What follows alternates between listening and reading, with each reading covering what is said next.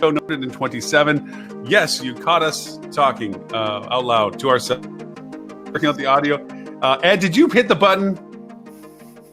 Do not hit, Ed. You're not allowed to hit any buttons, okay? This is like the least user-friendly layout I've seen. It's this platform. It's the only green button when you first log in. And I'm like, oh, I'll hit the green button.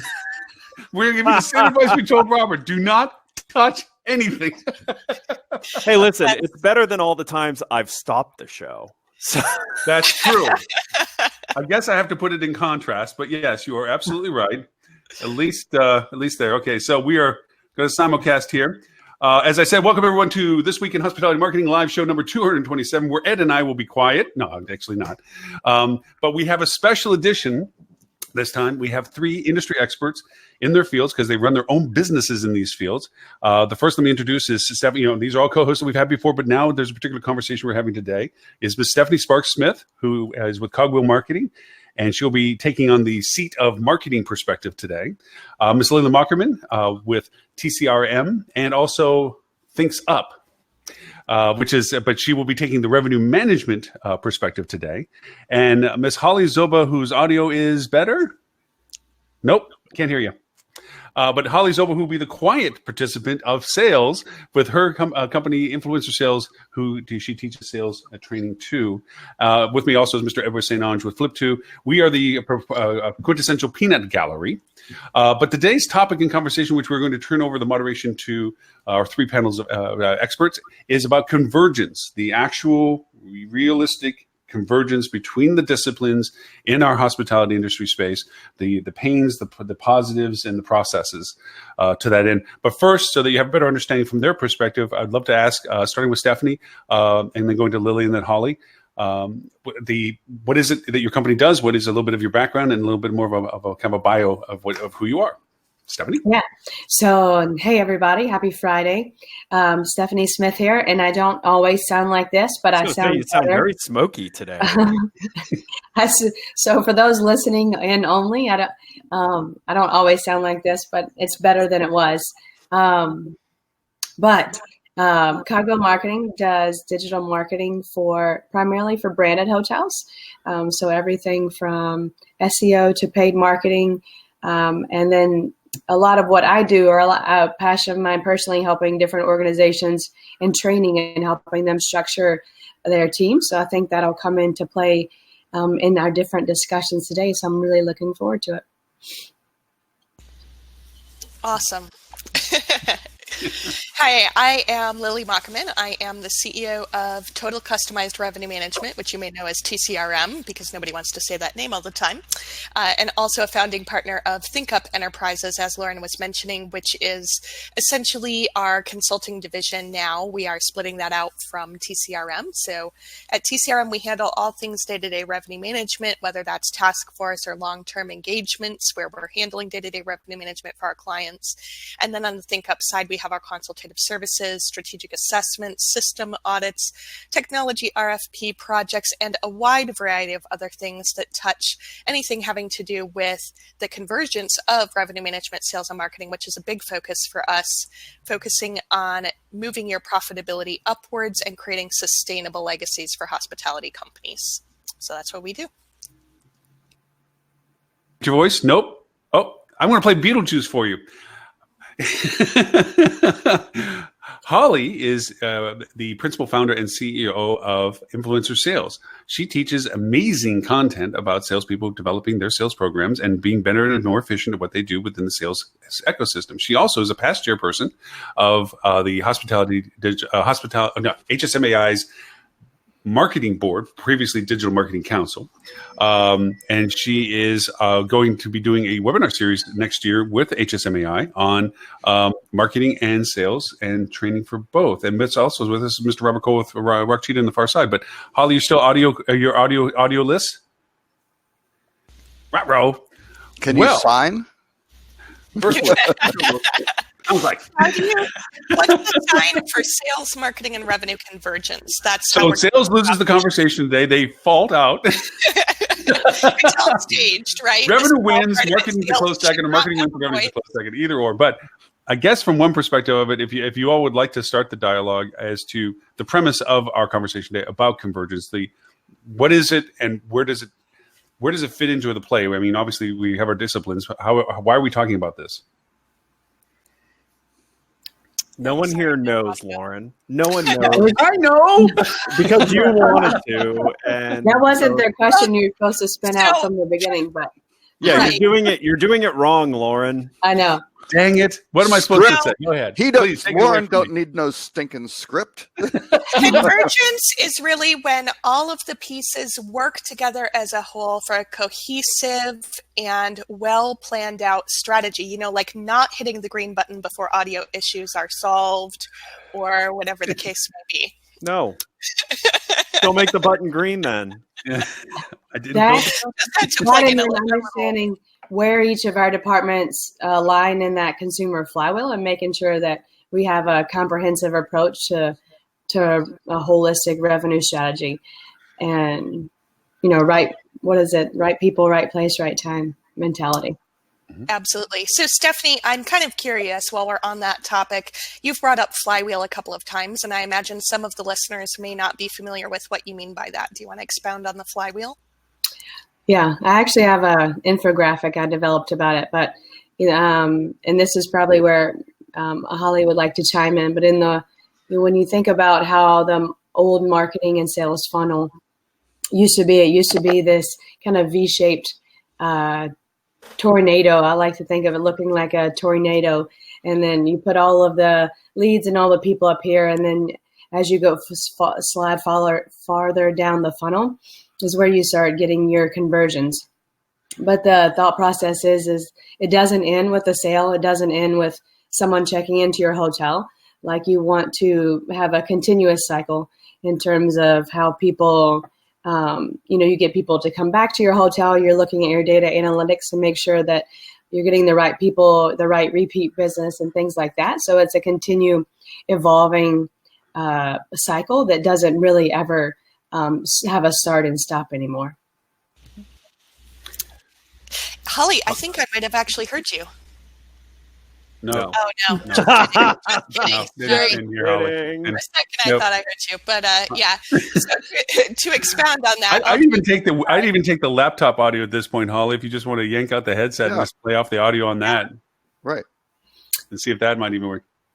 Nope. But I think when we look at where does revenue management come into that flywheel, marketing and sales have more control over the new exposure and the acquisition piece, and revenue management is more, or at least is maybe seen as the price person, and they're just at that, that last stage gate of that conversion piece.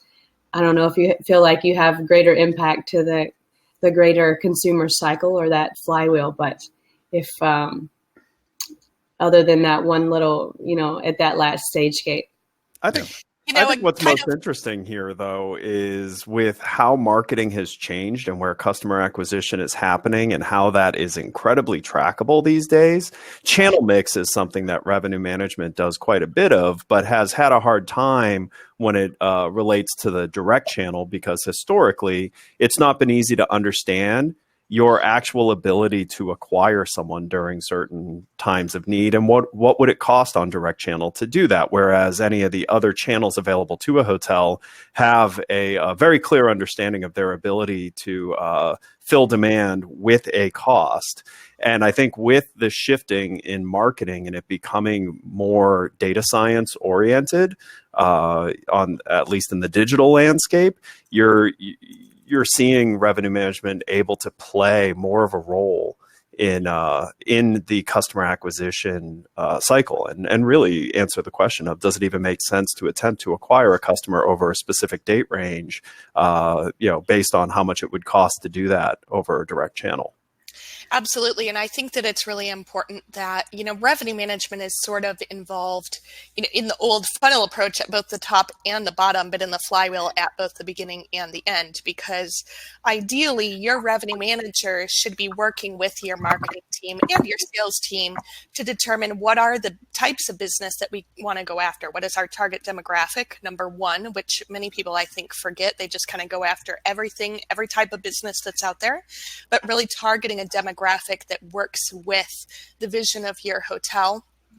And then also making sure that you're targeting the right channels. So whether that comes down to revenue management or e-commerce, which these days a lot of people are kind of combining those two things into one, or if it comes down to the marketing side of things, really any sort of digital marketing or things like that need to be targeted to channels where your target demographic is going to see what you're putting out there and what you're doing to try and attract people excuse me, to your hotel. And then at the end of the day, I kind of like to think of it as if you've ever been to one of those froyo concepts where you can put all your own toppings, right? You have to turn the wheel. We've got all of these different pieces of business potentially coming to the hotel as demand.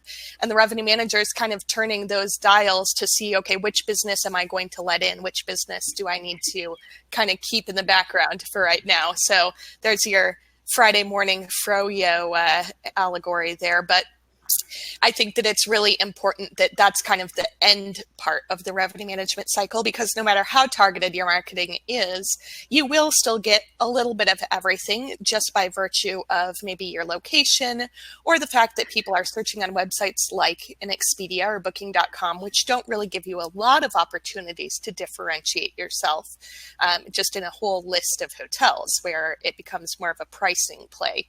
So the idea there is that revenue management is allowing in the right pieces of business with whatever demand does come through the door. That makes sense. But I have to say, I mean, to Ed's point about the channel mix, that's one that when we talk about, KPIs, and I think one of the opportunities for better convergence is looking at more similar KPIs. I feel like most revenue managers do not look at channel mix. I mean, obviously I do. I don't know, Lily, is that something that you guys have in your regular report outs?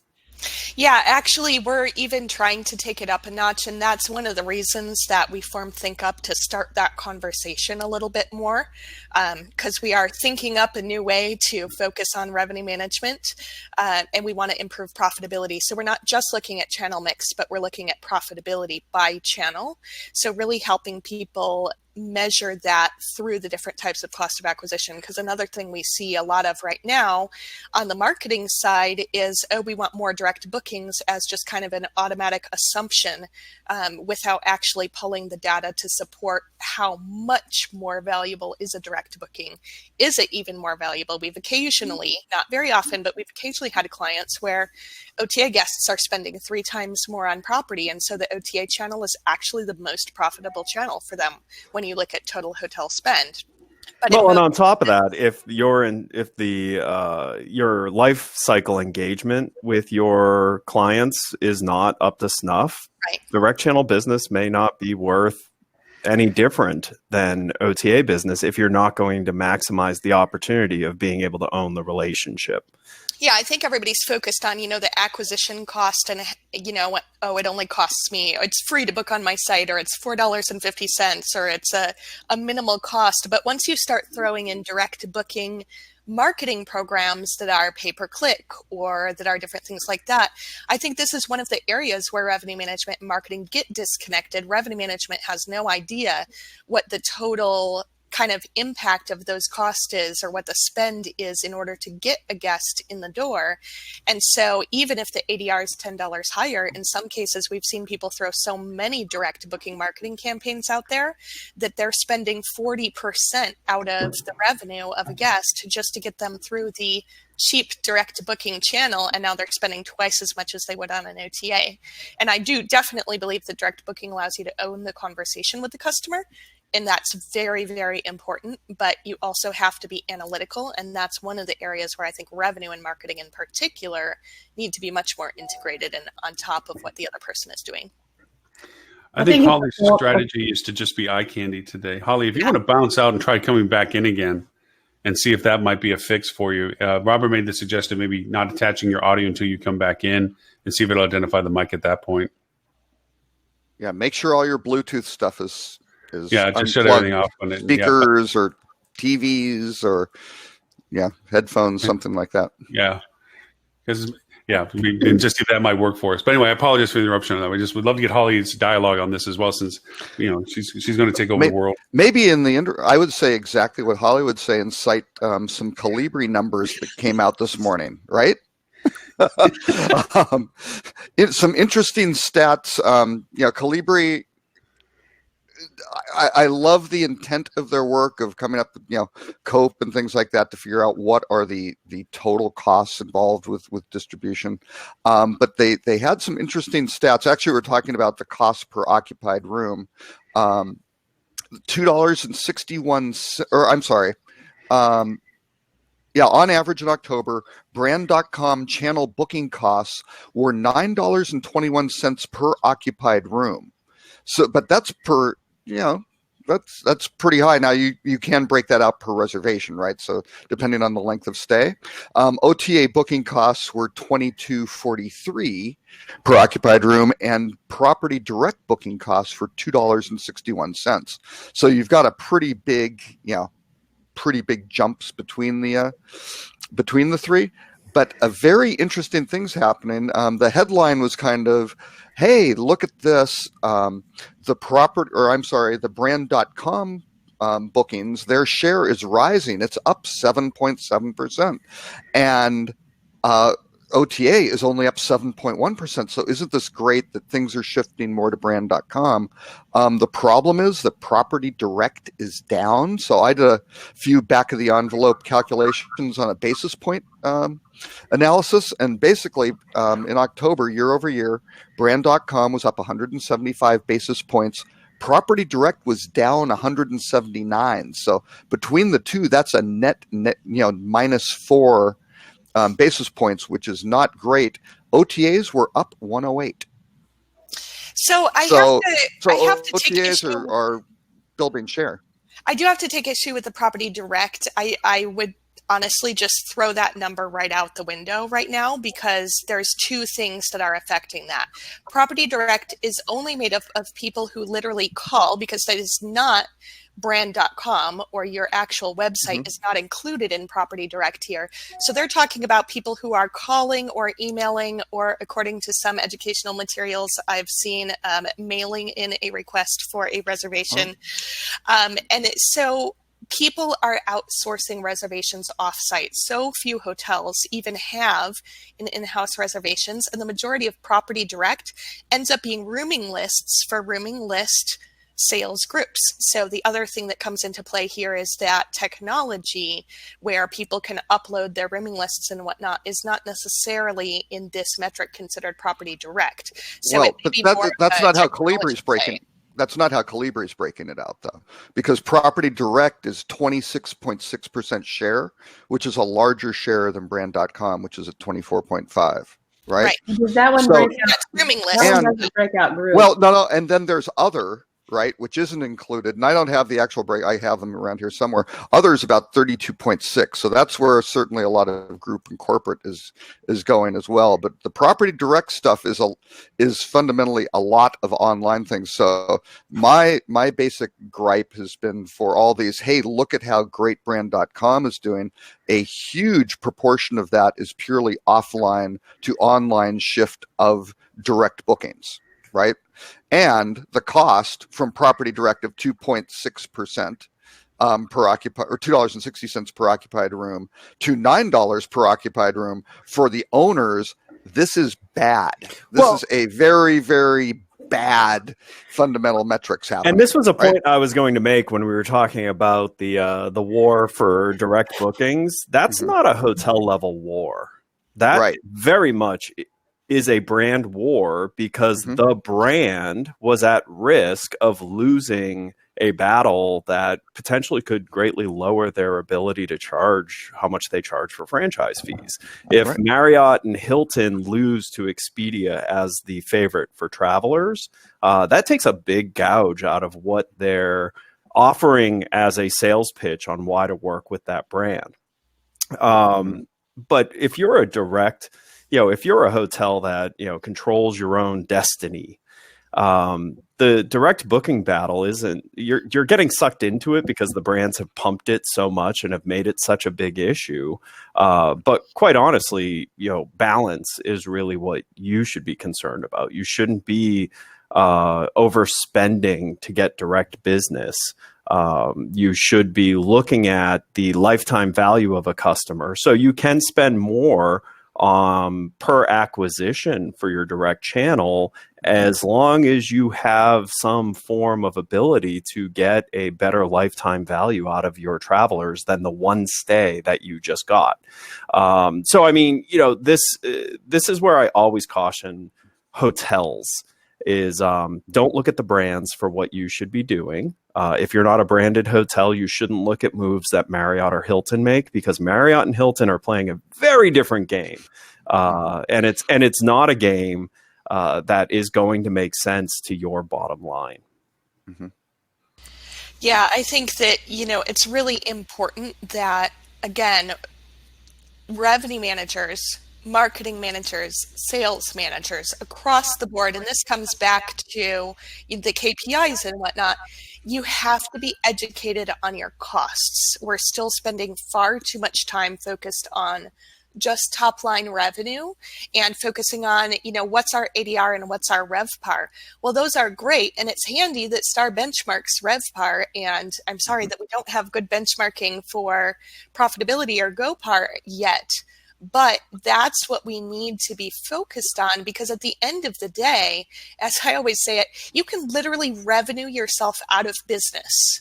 If you're not watching your costs, and I see it the most being upside down when people try to work with deal sites like a Travelzoo or a Groupon, and there is a place and a time for that, absolutely, but they're not taking into effect the margin, or they're trying to throw things in to get onto the top 20. They get onto the top 20, and then they find out that their profit margin on every single room that they've now sold 500 of is negative $15. They're literally paying to have people in their hotel. So it looks good on the occupancy. It might even look good on the star because that commission check gets cut later. But it's important that we're focused on that so we don't get ourselves into those situations and, threaten the sustainable legacy of the hotel. So, oh, wow. It's going around. Stephanie, we thought you were going to lose your voice for this meeting, but it turns out it's everyone else. I know. I thought I heard Holly for like 1 second. I thought I did too. I'm here. Can you Oh, there we go. Yay! Oh, turn up the volume. Pump up the volume. Speak closer to your screen. Whatever. So my question is, I was surprised to hear Stephanie say that she didn't think revenue managers paid a lot of attention to the channels. I thought that's all they did. What else do you do? Well, and I say the channel mix as a whole. So I feel like most of them that I work with, and I don't work with many or any of Lily's revenue managers, but in terms, they're like, they look at Expedia and Booking.com as channels, but they're not, but they couldn't tell you, like if this best available rate came in through, a website or something else. I mean, at least in the majority of the branded hotels that I work with, they couldn't give you that breakdown if you asked for it. I'll have to echo that from the fact of the Rocket program. One of the questions I always ask the group when they're assembled is, can you tell me what your percentage of direct channel contribution is? And the second question is, can you define what's in that channel? And neither question ever gets answered. They don't know. So how do you even know what to expect from those channels or that channel if you don't even know what its contribution value is? Because a Pinto can't win the race, if it doesn't have enough percentage contribution to even be worth, expanding on. So I'd say that is a problem within the industry. In defense of typical revenue managers across the country, I will say that there's increasingly a lot on their plate, and sometimes it is difficult to find the right balance of time to dig into those numbers, especially this time of year. You know, we see sort of a quarter four crisis. I swear our revenues would all be better in quarter four if the revenue managers didn't have to spend 25 hours a week working and reworking budget numbers in order to satisfy a political agenda in many cases. I thought that's what the salespeople were doing. Yeah, it's a little bit of both. It's a How little bit about of both. marketing? And as well as the marketing people. Yeah. And Holly, I would ask the same thing. Like if I'm talking to a sales manager and they say, oh, we have, you know, this big corporate account, whatever, ABC, and they can't tell me how that, a lot of times they can't tell me where that account books. Is that account using the link that you send out and pickup group? Are they using GDS? Are they calling in? Like, I feel like do you feel like you have that data readily available from a sales standpoint either? Heck no. Well, this brings to one of the questions that we brought into discussion early on was who should be asked what question? Okay, so we have the three entities in conversation now, and you know all of you had the gripe of we're always doing this recycling of information within our own discipline. Like we're always being asked the same questions for what we have, but are the right questions being asked of the right department? And is that question being asked in front of the other departments as well? So there's a collaborative answer rather than a siloed answer. You know, what do you think would be an optimum way of approaching what you all agree is the same problem? Well, I think I'm going to have a different perspective just because of the world that I work in. I mean, I think marketing being the quote unquote newest of the three disciplines, you know, sometimes my counterparts in revenue management or sales don't really understand the tools that I have in my toolbox to be able to align our strategies together, first and foremost. Number two, there isn't a lot of consistency across marketing managers.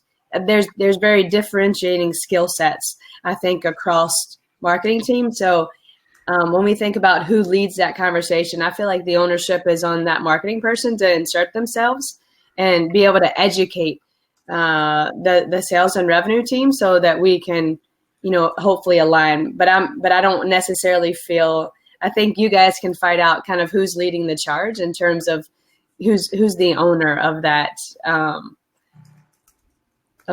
discussion. But why does it have to have one specific owner? Why can't it be set up in a way? And forgive my absolute ignorance here. I've never had the pleasure of working at a hotel. I've always served hotels. But I do ask the question of, why does it have to be one specific owner? Why can't it be more entrepreneurial where everyone who would have a vested interest in knowing has the ability to understand without having to go to a person? Like why isn't revenue management being trained in on marketing tool sets as marketing is being trained on those tool sets? Why is there not cross training in these specific verticals? There should be, without a doubt, there should be. But I do actually think somebody needs to lead it because communism doesn't work. You've got to have everybody. You've got to have an owner of it. But as I started thinking about sort of how I evolved, I have known sales and marketing need to combine for a long time. I've been resistant to revenue management because you guys really think so much more differently than salespeople, and marketing sort of is a little bit in the middle. And so sometimes I don't want anything to do with revenue management because I joke that we should embrace the nerds when I talk about marketing, but really you are so nerdy in the revenue management world. It is just night and day. But as I have gotten into this, I can't believe the amount of work that we're so inefficient. We do so much rework that each other discipline does that it's nuts. No wonder we can't get anything done. It takes us 6 months to do budgets. So I really do think somebody ought to step up, and I always believe it should be the person closest to the customer. So whatever your organization is, the person who has the ear of the customer and is the customer advocate, I think should be driving all three areas, which I think eventually will dissolve probably into just two, the analyst, and then the, for lack of a better word, the creative, I guess. But ooh, wow, I heard myself very loudly. Yeah. The thing I think that's important to understand, and this is where I do think hotels could benefit by looking out to their vendor relationships to see how they function. Because, by the way, all of these issues exist in any business. How you align them, how you have a culture of transparency. If you look at some of the best startups or even functioning tech companies in this space, transparency is a big part of it.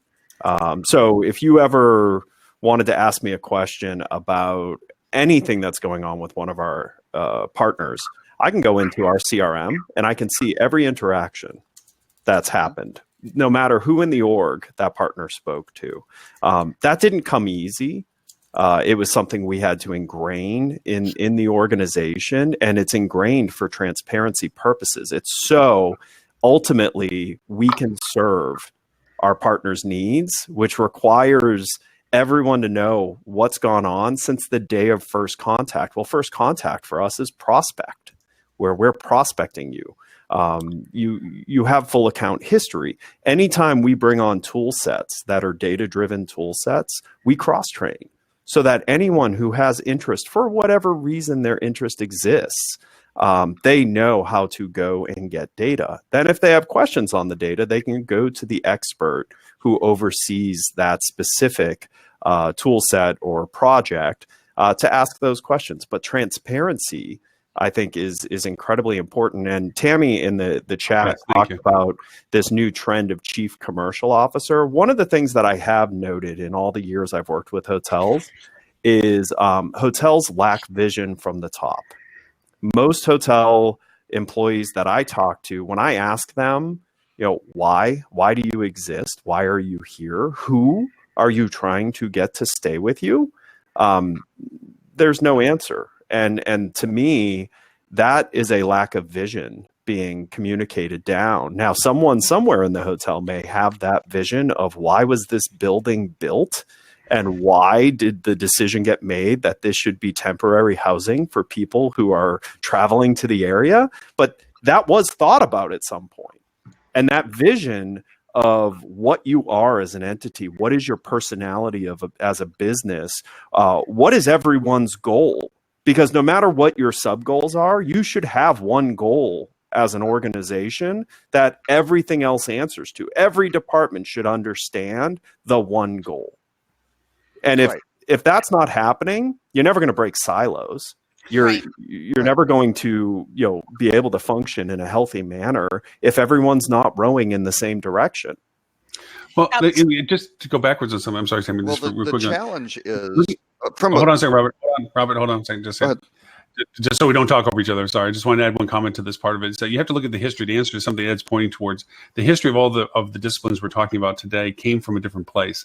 Sales is the only one that's still probably most truest to form. But revenue management came from reservations. Marketing didn't even exist, as Stephanie pointed out, because it was an offshoot. And when it existed, it was just under the sales and marketing. Yeah, no, not in the form that it is now. But to your point, because the word was there, Holly, doesn't mean it existed. But to your point, when it comes to sales, was burdened with unnecessary requirements as this internet thing started blowing up. They were dumped on because they were the only ones that weren't rolling tables into banquet rooms or fixing plumbing or changing beds or checking people in. That they were like, you have an overview of the whole hotel, so handle this marketing stuff, which was absolutely in polarity to what the responsibilities were, which was group sales. And now they're being asked to promote transient sales, which is diluting their ability to sell. So they're not exactly an advocate of what they were doing, nor were they embracing it wholeheartedly. And then revenue management, reservations control turned into yielding, that turned into growing, and they were put into the room of don't bother them. Leave them alone. They're figuring numbers out. So they were actually siloed. So Ed, to your point, eventually what we are is now we're parallel tracks doing the same things repetitively or in duplicity to everybody else because we're not creating that convergent conversation of saying, what do you got? I don't know. What do you got? What are you doing? I don't know. What are you doing? And having that conversation that, you pointed out is what normal companies do. But unfortunately, as we operate, we operate in small little rooms and we don't talk to each other because we like job security and blowing budgets. So anyway. So Ed, can I ask you a question? Who does your pricing? Who? You asked me that? Yeah. It's actually, it's a group effort. Come on, communist.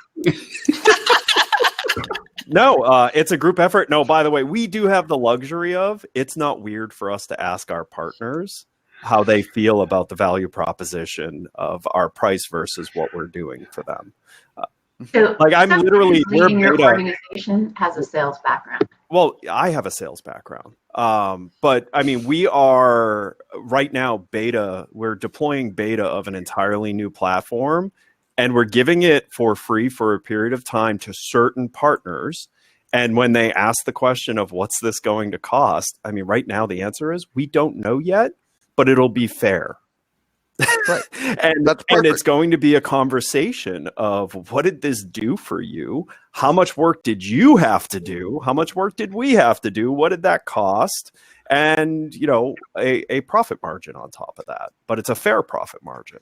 You know, but that is, I will admit, you can't walk up to your travelers and say to them like, hey, what would you have paid for this? And trust the answer you're going to get. No, but we can find that out. But you can to a certain degree, ask the question of how did you feel the dynamic, was between what you paid and what you received, and get some level of usable data out of that. But I will say, we do, when we're looking to price something, we look at what was our hard cost, so what was our development cost of it, what's going to be our ongoing cost to serve it, and then we look at what's the time that's going to be involved in educating the market on this. And, because nothing we do exists. So nothing Flip 2 does existed before Flip 2. Even the new platform we're rolling out now just didn't exist. It's not a recycling. So we can't just go and look and say, well, what's the market charging for this? Okay, we'll work within that. We actually have to fundamentally think through how should we price this? And that also defines how much should we spend developing it. Well, but Ed has one major advantage over a lot of other groups. You don't have some big, ugly private equity or venture capital investors telling you need to push this higher, faster, make sure you get this. What's the maximum you can get in terms of margin, right? Right. So that's sort of what was driving my question. Ed said, we should look to other industries, and I totally agree in many areas. But most other industries haven't solved the pricing silo. Well, okay. Let me. What I was going to say before was the hotel industry created this problem themselves. So when you go back to marketing, the original, I mean, we're talking 1950s. No, I was not around when Peter Drucker or whoever came up with the 4 Ps. But it was product, price, place, promotion. That was marketing. Price. That's revenue management, right? It was all together. What happened with the hotel industry? Fundamentally technology, right? Which then drove organization, because the big key was reservations fell under rooms division. Why? Because you had a room rack and a little bug. There was like one place where the reservations had to be, and they better be damn close to the front desk so you can see what's going on. Right? What's happening tomorrow? What do we have? So it was purely a logistical, at that point, technological issue of paper and pens, right? Or pencils, actually, and erasers. So that did that. Then you got property management systems and things like that. And basically the sales department, I mean, if we're talking, 1980s and, mostly evolved really through the 70s, but 1980s sales department, catering was certainly under the director of sales and marketing, right? It was group sales. It's certainly all the corporate stuff. Everything kind of went through there except for reservations, right? And that was it. And the pricing was kind of set up cooperatively between, the general manager, rooms division manager, things like that. And then you had banquets. Now, banquets for moving tables, that was under food and beverage, right? That was operational. Same way that rooms was broken catering out. Pricing typically was in food and beverage. The catering pricing was, yes, of the actual, yeah, because that was generated up through certainly the chefs and food and beverage and and purchasing, figuring out what the costs were and things like that. So what happened is with these silos, that's why things got broken out, right? Because the sales and marketing department, they started to use Delphi, right? So they were geared more toward, okay, we've got these tools to do sales stuff, and reservations had, their property management system or the CRS that they had to deal with, and all the stuff got siloed, and then revenue management came out and somebody plopped in something in between that was mostly just spreadsheets and stuff like that was pulling stuff from other places. So that's how it was created, and it does need to get unified. And they should be all working together, but the bottom line is, how do you unify the technology and the analytics layer over that so you can get the transfer? That's why Ed's CRM works so well. They've got everything in it. They've got a consistent form where everybody can see it. That's what you need to get to. You need your data stream where people can bolt on their functionality and see what's going on. And share one version of truth. Right? The value in that of having a system of truth is amazing, because it also helps weather employees who maybe aren't doing what they should be doing. It helps you understand employees that are being overworked. Because as a manager, my biggest fear always has been thinking an employee's not doing something and then having to replace them with 3 people. So a single system of truth helps curtail those extremes. They help you understand when certain parts of your workforce are being stretched while others are being underutilized. And so the actual value of that can't be looked at as just this is just a data play. This unlocks your ability to function as a business. And function in the modern way of functioning as a business. Being able to actually not have to go to a sales rep and say, what do you think you can do? And instead be able to go to them and say, realistically, this is what you as a person are capable of doing. Your challenge for this year is to find a way to do this much more, which is a reasonable amount more. But it's based in historical understanding of reality. And data can do that. So Holly, I'm curious, how do you get in sales? How do you define what your quotas or what your year-over-year growth from a sales manager should be? So how should it be, or how is it done now? This to me is the biggest joke of all, because the way that we all do it is we come up with a sandbag number that's based on historical and growth in the market and who's moving in, and what our staffing is going to be, and if we're renovating, our customer service scores, and then the owners come back and say, no, you're going to grow 3%, and then we just have to figure out where to allocate that. But it only takes us 4 months to get to that point. That's the maddening part. And Lily, when you're doing top line revenue, where do you come? Do you feel like you have the data and statistics to come up with those numbers, and then from a forecast model standpoint? Sorry, your audio got really weird in there for a second. So do we have the statistics to come up with which numbers? Like your revenue goals. Yes, I think that we have the data at our disposal to do a traditional forecast. However, what we can't really take into account is what we're expecting from marketing. And to be fair, that's not necessarily the marketing department's fault. It's definitely not. In many cases, like if you're putting out a marketing piece that covers, for example, summer, I imagine most marketing managers are not going to be able to tell me that I'm going to get this many on the 10th and this many on the 11th. And you really can't break it out day by day, which is what revenue managers should be doing in their forecasting. So you have to make some assumptions there, right? But having clear ROI numbers for different types of marketing initiatives is not something we're typically handed when completing a forecast. So if we know that, we may be doing a marketing push on a package that's purely about SEO. We don't actually expect much conversion on this package, but it's a PR play for some reason that I know that has a really important place in the marketing program. But for a revenue manager to know which one is going to convert, which one is a PR play. What do we really expect as a return from this in concrete enough numbers that we can include it in the forecast is something that we're typically not given. But the more that I dive into some of these marketing systems, the more I see that the analytics do exist when they're being measured properly. And so by sharing some of those analytics, even though they're a little bit softer than maybe a sales pace or a transient pace would be, it still gives us an idea of how the marketing might influence the forecast so that we're not over discounting on a day where we're expecting the marketing plan to work really well, or, really overestimating the return. I see that happen all the time with budget and marketing plans, like, oh, but we're putting out this marketing in June, so we can expect June to be 150% of what it normally is.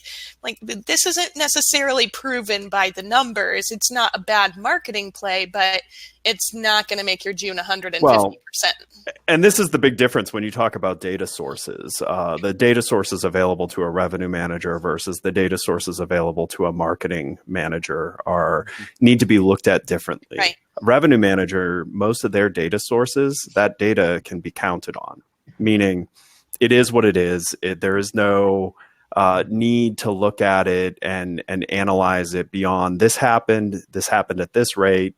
This is what the costs that were associated with it. Those can all be taken with a fair amount of truth if you have clean data practice. However, when you go into analytics, you have to understand you can't take analytics down to that level of commitment. You can't say because it shows that this happened, this is exactly what will happen again. You need to understand that you need to look at analytics from a trending perspective and not take it completely to, oh, I see this piece of data, therefore it tells me I have to do this. I see signals, that those signals, when put together, give a trend of this. So when we do this, it creates these signals. These signals can help us make a decision, because the couple things you need to understand about hotels. Most hotels' analytics, if they're running their own analytics, the data sample's too small. Right. So you can actually pollute your decision making by looking at the results of previous decisions, because your data sample is so small on your analytics. Go ahead. But your data sample is your own guests. Hold on.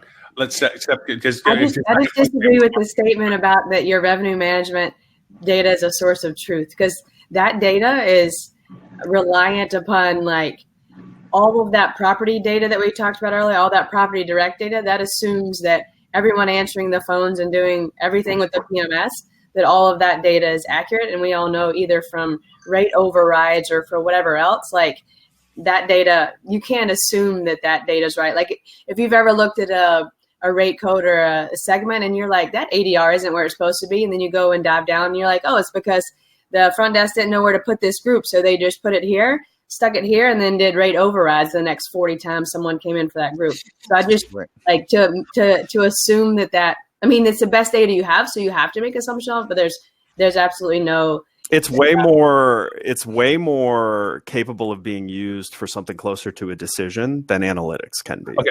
For the average hotel. I'm not going to disagree with you, Ed, but I am going to disagree with just about everybody. So, hey, let's stir the pot. I believe there's a sharper point to the pencil than what we are defining this as for marketing. And I'll give you a real world, this works for me example. Okay.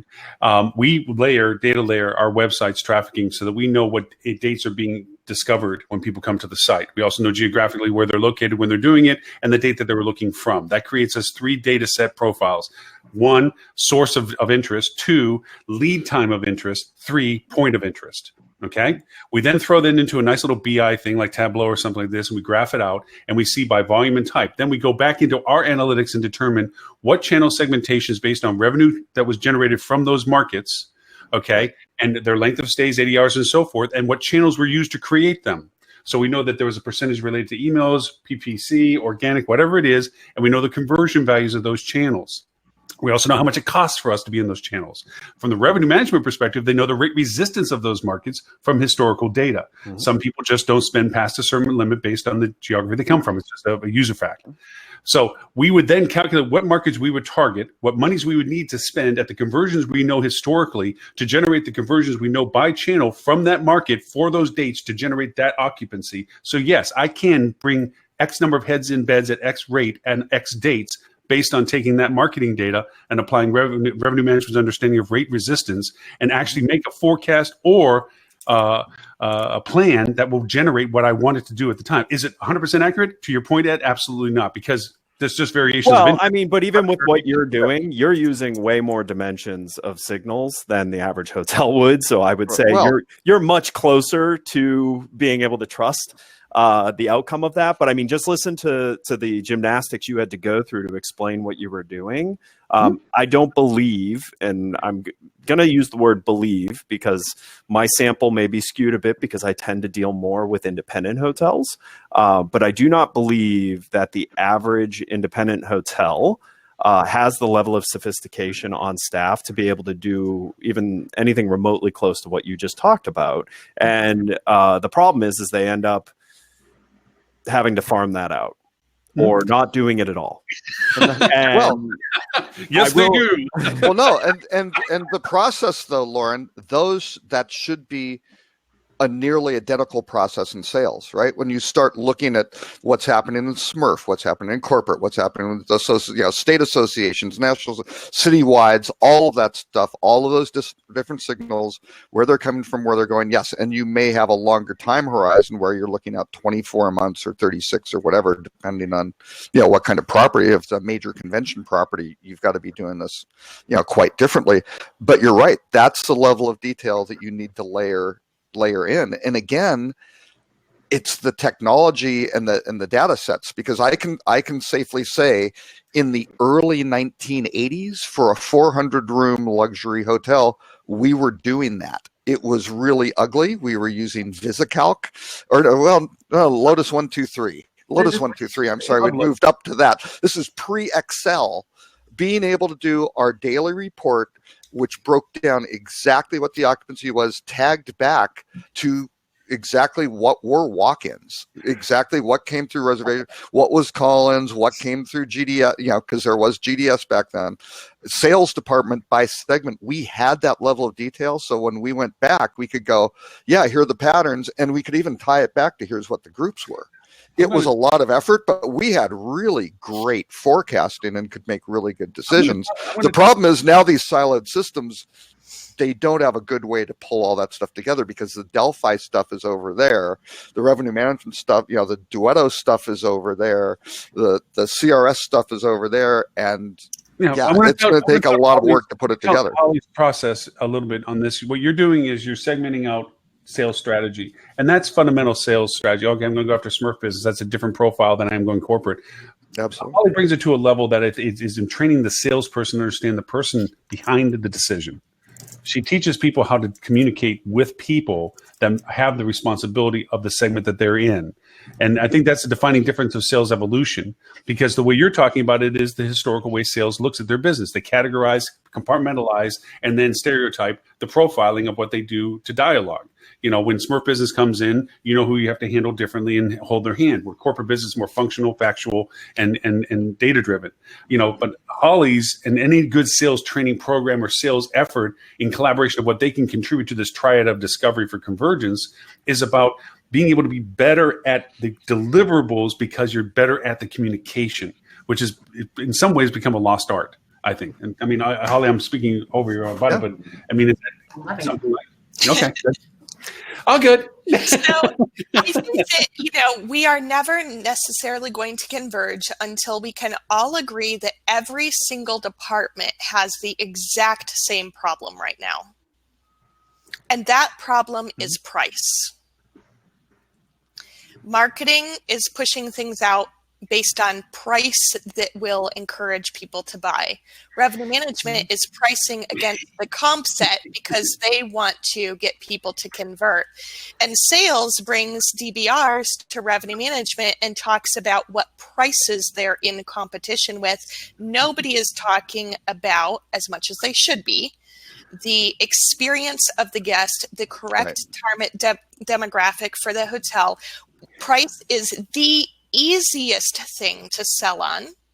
It's the laziest thing. It's the laziest. That's exactly. It's the laziest thing. You're right. My point is that we're all avoiding the key components of our roles because price is the easy thing to fall back on when we're not immediately sure what to do. And it's the hardest thing to defend against competition. Yeah, I didn't consider price in most of my marketing strategies. Like I feel like when we think about the P's, like for my marketing, I don't consider price, like, because that's what I have the least control over. So mine's more about, from a sales and revenue management, which target markets do you want? What segments do you want to go after? Let me align my paid marketing strategies to help you facilitate those efforts, get in front of those people, acquire those people. And it's my job to, I use the analogy with hotels, like if I do want to know more, but I didn't know I was going to have to press a button. I know. I didn't cool. Sorry. It's pretty cool. You are going into Stephanie's sales funnel. Wow. I didn't know you were going to gate your content on this. My gosh. Okay. I got one for everybody. Just wait for me. I'll pop them all up. Sorry, Steph. I interrupted you. I know, and I've completely lost my train of thought because I don't know stuff anymore. I'm back because it was good. You don't consider price. The convergence piece and the price piece. Like I use this analogy, like marketing and sales are bringing the people to the front door. Revenue management has to get them through the price piece to walk through the door of the hotel. Operations is there, to welcome them and bring them back and create that repetitive piece of it. So I agree. I mean, I think price is important, but I try to take it out of my equation because I'm going to assume that you have all the data and you've priced the hotel appropriately against the comp set. And to be fair, just to add to this before you take it to a better place, the reason you have the perception that price is the key aspect of this is actually indicative of a bigger problem in the hotel space, which is lack of foresight of need periods and communicating that correctly to marketing. Good marketing takes time. As well. The forecast, though, is published, right? The forecast is published. They're generally available to the entire team. So yes, revenue management should take responsibility for going to marketing to collaborate with them on need periods, but it should also be pretty obvious within those reports what the need periods are without having to kind of double up on the revenue manager to communicate it out in multiple formats. But to go back to Stephanie's point, my exact point is price should not be part of the equation with marketing. Marketing essentially is setting the price by not including price in the marketing because they're the ones who are pushing out the value perception, and sales is doing the same thing in my mind, but in more of a conversational with the client piece. We have to be promoting that value. Revenue management then is responsible for it, typically on the OTAs or the direct booking site, to make sure that that's foremost in the equation. What we should be doing, what our jobs are, all three of us, is to take price out of the equation in order to raise the value perception for the guests so that you're not just in a pricing war. And that's going to get so much more important going into 2020, especially because despite the fact that nobody's technically forecasting a recession right now, everybody's treating it that way because the growth is slowing down with all of the extra supply coming into various markets. So people are going to get really nervous. They're going to start reactive pricing. There's going to be some markets where there's probably going to be a race to the bottom. You've got to get out ahead of that now, to Ed's point, because marketing is the long play.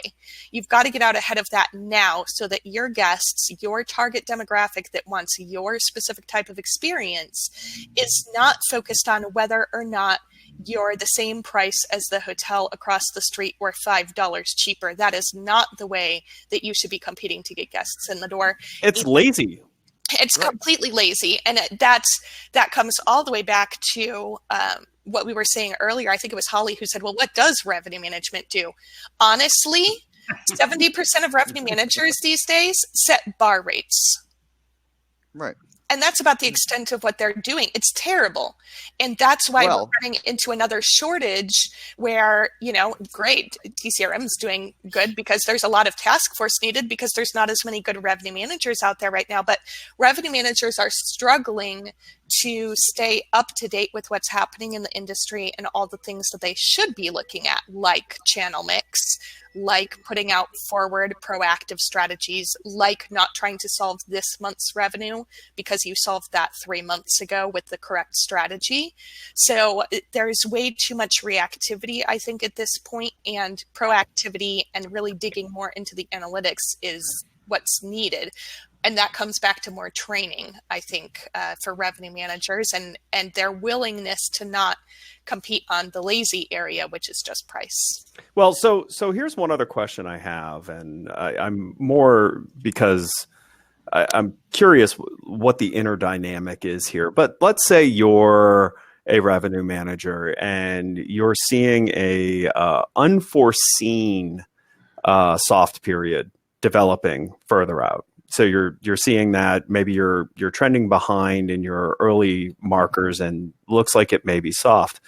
Do you go to marketing and say, hey, is there anything you can do that you think would be effective? Could you put together a plan that maybe you think would help shore some of this up? Does that type of communication happen inside a hotel? You're muted. Are you muted because you don't want us to hear it? Audio again.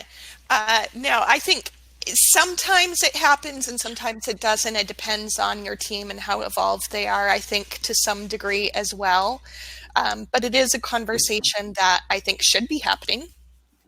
There was a LinkedIn post that Lily shared the other day, and it said that marketing managers should sit on all the revenue management calls. And while I believe that that's an opportunity for collaboration, I don't want to sit on every revenue management call because that would not be a good use of my time. But I do encourage when you have those scenarios, Ed, that the revenue manager does say, hey, can you just get on, they end up having weekly calls, and most marketing managers may only have, quarterly or monthly calls. So it's a matter of saying, hey, this is an opportunity where probably sales and revenue management are on a weekly call together. Marketing should be inserting themselves and just jumping on that revenue call and say, let's just talk about this specific soft period, create a plan, understand who the opportunities are to segment to go after, and then try to converge that way. I think there's an opportunity for, I guess, marketing to add themselves, but maybe not quite to the extent of every single revenue management call. And by the way, the answer to a healthy organization is not sit in meetings all day. Right. I hate meetings. Yeah. But I was just curious because, I am exposed a lot to hotel email marketing, which is very knee-jerk, kind of across the board. It's also spoken with a voice normally that is very greedy. Most hotel email marketing that I see is about them and what they need, not about what's good. Why should I want to do something with them? I see very little effort being put into educating people who come during one time a year on other great times a year to come to this market and why there's a value there. It all seems very knee-jerk. It almost feels like someone walked up to them and said, we are going to fall short this weekend. Send an email out. Tell them we will give them anything to come here, but send it to everyone. Because that's what I'm seeing in most email marketing is it's need-based only. It's being used very last minute in what it's targeting, which is why I asked this question, because to me, those types of communications should only exist when a group backs out, right? Like I get that there are times that it needs to be but a lot of hotel email marketing these days looks like it's a button that just says, push this button, put a cheap price on it, and make it seem like it's super urgent. I have a question for Holly. Right. And it's a question about why a question doesn't get asked as much as it should. I mean, we're talking about how revenue management and marketing probably collaborate more than sales does with marketing. Why is that? Why is that? I never have really had any salespeople, unless I've dragged them out of their space and said, "Ask me how I can help you. I can help you bid business. There's tools and methods and data. I can make your day. Why aren't you asking?" It's really an interesting question. Although there's another question that somebody asked in the chat room. What are some other tools for sales besides Delphi? And Salesforce is one. I have a whole class built around sales tools that have nothing to do with a lot of what we're talking about. But so Sales A is very busy talking to customers, and it's terrible. Salespeople are not aware of the technology that exists that could make their life so much easier. It just doesn't occur to them to ask for help, because when they do, they often don't get help from revenue management. They get, just go out and sell at a higher rate. And so there's some history there that prevents us, perhaps, but you are spot on. The better sales leaders are the ones who are like, oh, I think there's quite a bit you could do to help me if only I shared with you what I was looking for. Hence, your earlier conversation, I focus a lot on getting salespeople to put on paper or on Excel or in some tool their customer segments so that they can share them with marketing and revenue management and tell them, go out and find me more of these people. These are my ideal customers. These are their challenges.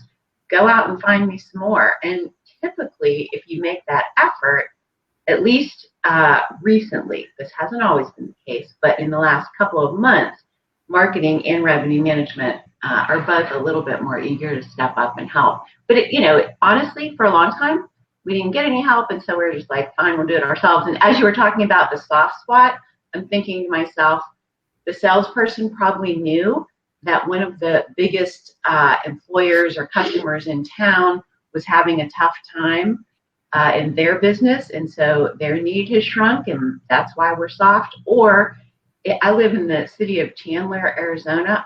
I need to get a hotel here because we have so much business moving in that it would, as a salesperson, it would be a dream come true. I mean, there's just constantly companies expanding, and I don't know how you guys are getting that information in revenue management or in marketing, but it's going to have a huge impact on my hotel because next door, we just got 3 new companies that are bringing in 20,000 more employees. That's going to impact our numbers. And so, but it just really, it goes back to, it doesn't occur to people. They're busy in their day-to-day and their, tunnel vision. And so it doesn't always occur to them to go and see how else they are. Is because time that marketing is all under that sales umbrella and they feel responsible for it. Therefore, yeah. I'd add to your statement also LinkedIn, depending upon the type of group business you're looking for in the sense of sales tools. Holly, you teach this on your class. I know, Ed, you're an expert in the usabilities of LinkedIn from what our discussions of things and so forth. But it is a phenomenal tool, to Holly's point, that if you can identify who it is you're looking for, the type of business, it's a very good, sharp instrument to cull that down to the ability to message and dialogue and reach and connect with them. In the B2B world. No. I mean, listen, everyone's on LinkedIn now. I mean, so your Smurf group targets, those people are on LinkedIn. If you know what you're looking for, now normal LinkedIn search isn't that great.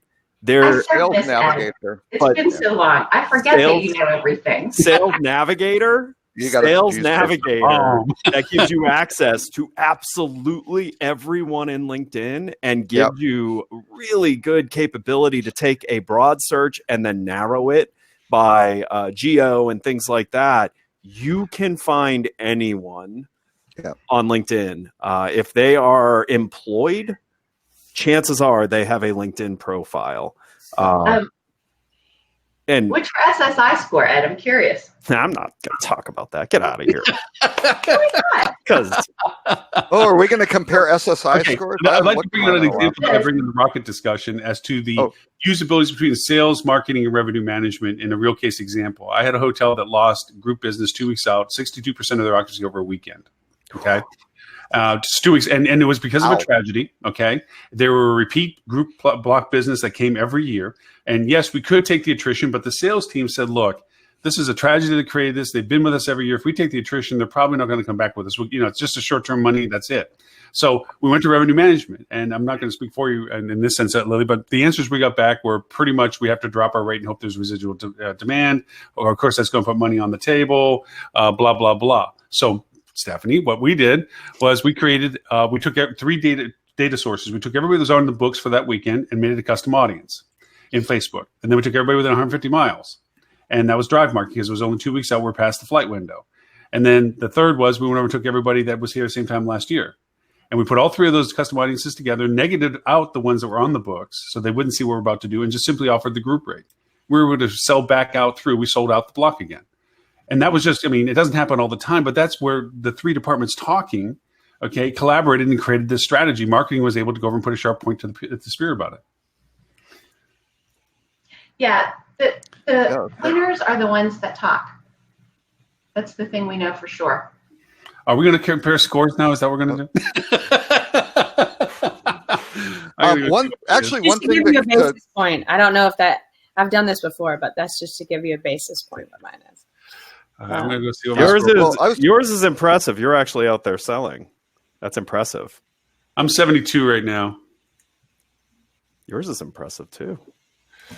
I think I've gotten too complacent in my executive leadership. Oh, Holly. Holly's got it. Wow.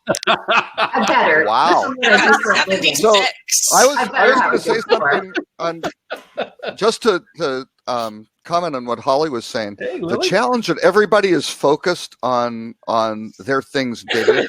It's because their incentives aren't necessarily aligned.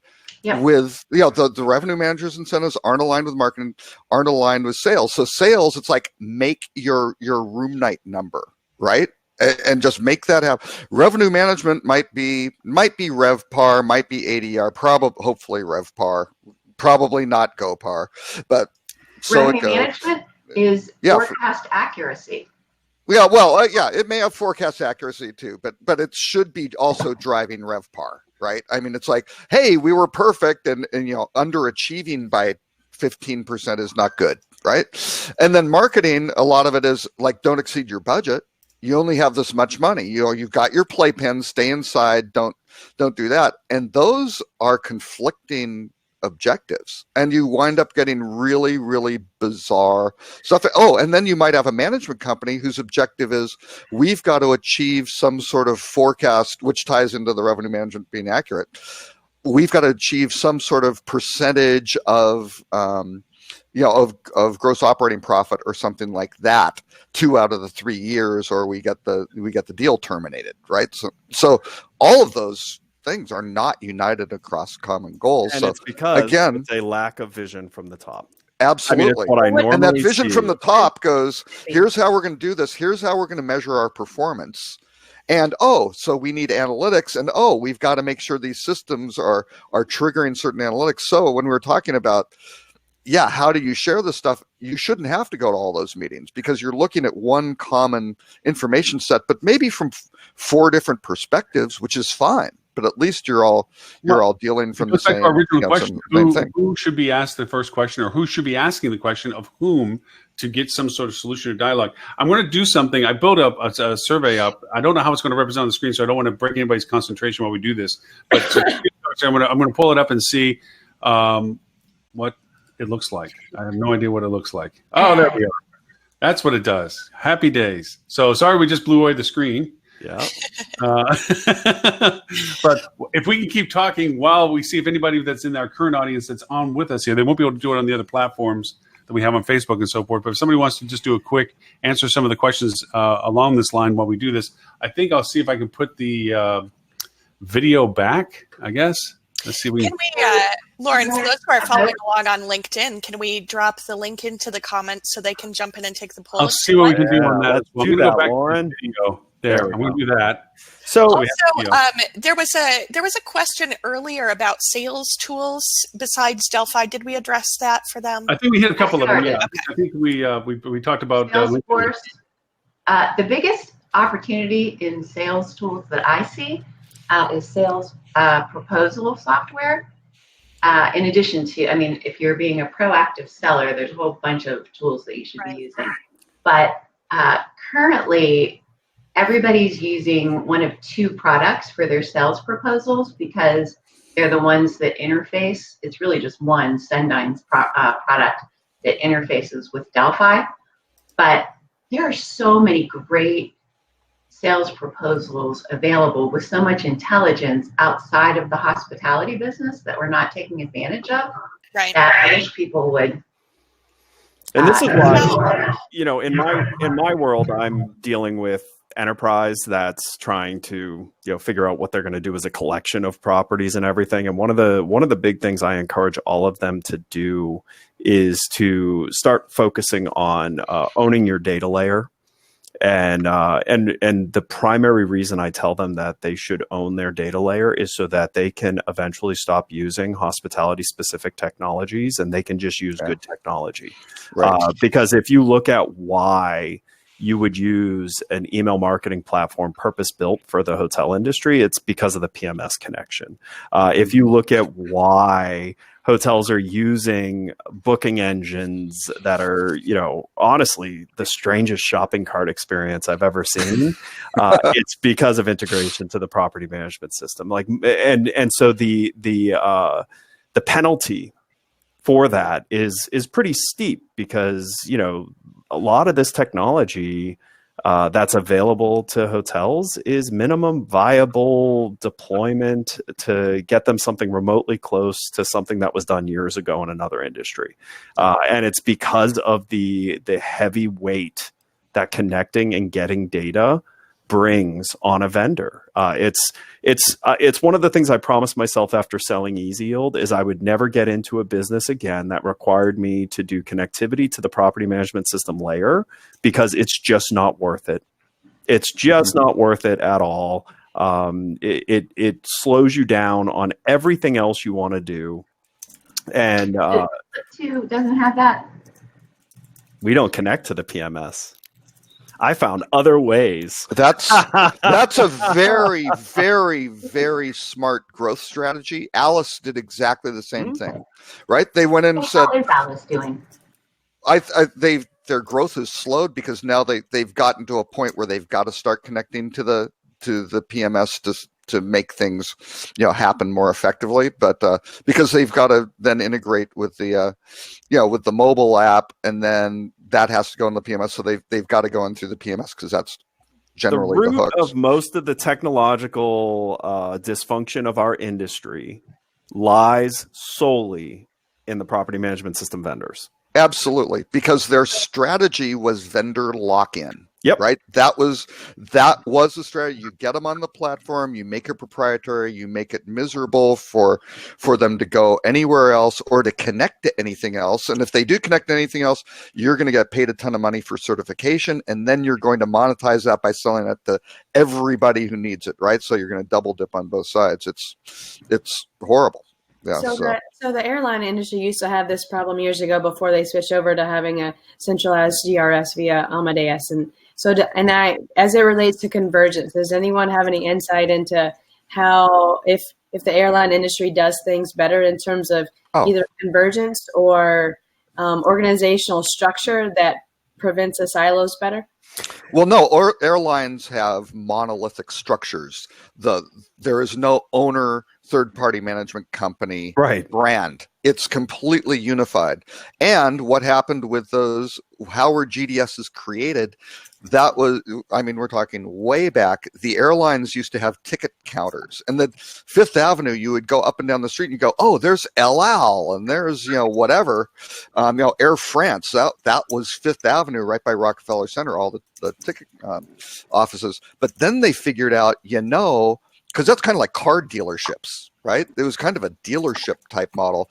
Then they figured out, we can get these agency groups out and they can just have an agency relationship and we'll pay them commission. We don't have to have all that real estate and everything, and they'll just book. And that's when the GDSs kind of existed as reservation systems, but then they made it to say, oh, where are you? You're external. And then they wound up having a commission basis. That was great. Then once they kind of consolidated after deregulation and kind of divvied up nonstop origin destination markets, they went, we don't need that. Why are we paying commissions? These guys are just taking orders, and they zeroed it out as an industry. So they've always behaved that way, and they've always behaved in lockstep. Their data's good. They developed the GDSs. They have MIDT, which are marketing information data tapes, which show all of the bookings of who went point to point, every single PNR, where they started, where they stopped, where they connected. But separately, because you wouldn't want to put them together, that would be anti-competitive. BIDT, which was the business information data tapes, because they were literally tapes, that had all the pricing information. And there aren't a lot of people who are buying whatever, a full fare coach ticket if a discounted ticket is available, right? So they had pretty much perfect information. That's ARC, that's owned by the airlines. IATA is controlled by the airlines. You go through the whole process. They created the GDSs, and now what's happening? They're doing NDC, which is their new distribution technology, and One Order, which is their unified itinerary. So guess what? One of the things I had in the news items was the McKinsey study, which you have to sign in for. But they sent it to me. It says, $40 billion of revenue. Guess what? 65% of that's like external product stuff. That's all hotel, folks. So guess who wants to own the traveler connection and monetize it? It's these unified airlines who also have a nice leading indicator. So I think they're going to start going, why should we sell our data to Adara and get whatever? I think we'll just do it ourselves and get rid of the middleman, get rid of the marketing, and keep all that margin for ourselves. So that's the future, folks. Watch out. And I guess the point I was trying to make, if we are supposed to learn from other industries as it relates to, outside of the technology piece, but specifically breaking down the silos of these disciplines, I feel like that's probably the closest one that has that specific revenue management model piece. So but the problem is they hold a monopoly, and they hate customers, which completely changes the dynamic of how you price things. They are monolithic organizations, so there aren't 3 to 4 different businesses inside of a business unit that all are misaligned. And like Robert said, most importantly, they hate customers. They're logistics companies, and customers are the things they move. They're not interested in relationships or anything like that. It could be cattle that they're moving for all they care. You remember that article, Robert, that we just read about the CFO talking about why they're putting more seats on airplanes? He totally was justifying it because then all the planes will be the same.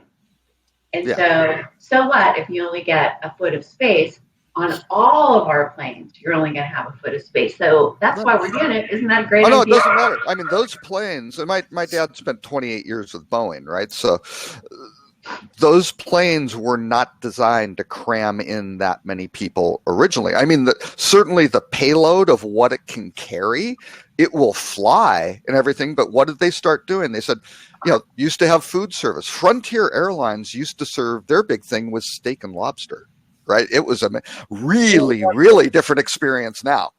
Sort of thing. But what did they do? They got rid of galleys. They got rid of the padding on the back of their seats. They stripped down they said it used to be, actually for a while, Midwest Airlines had, 2 and 2 seating of leather seats, which were nice and white. They served you warm chocolate chip cookies. I guess I'm picking on Frontier. Frontier acquired them and just killed it, right? They put revenue managers in charge. But all of that sort of stuff was well, they did.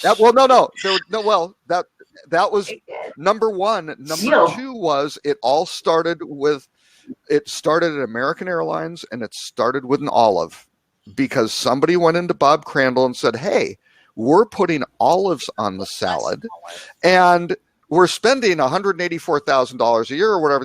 Nobody's on the airplane because of the olive.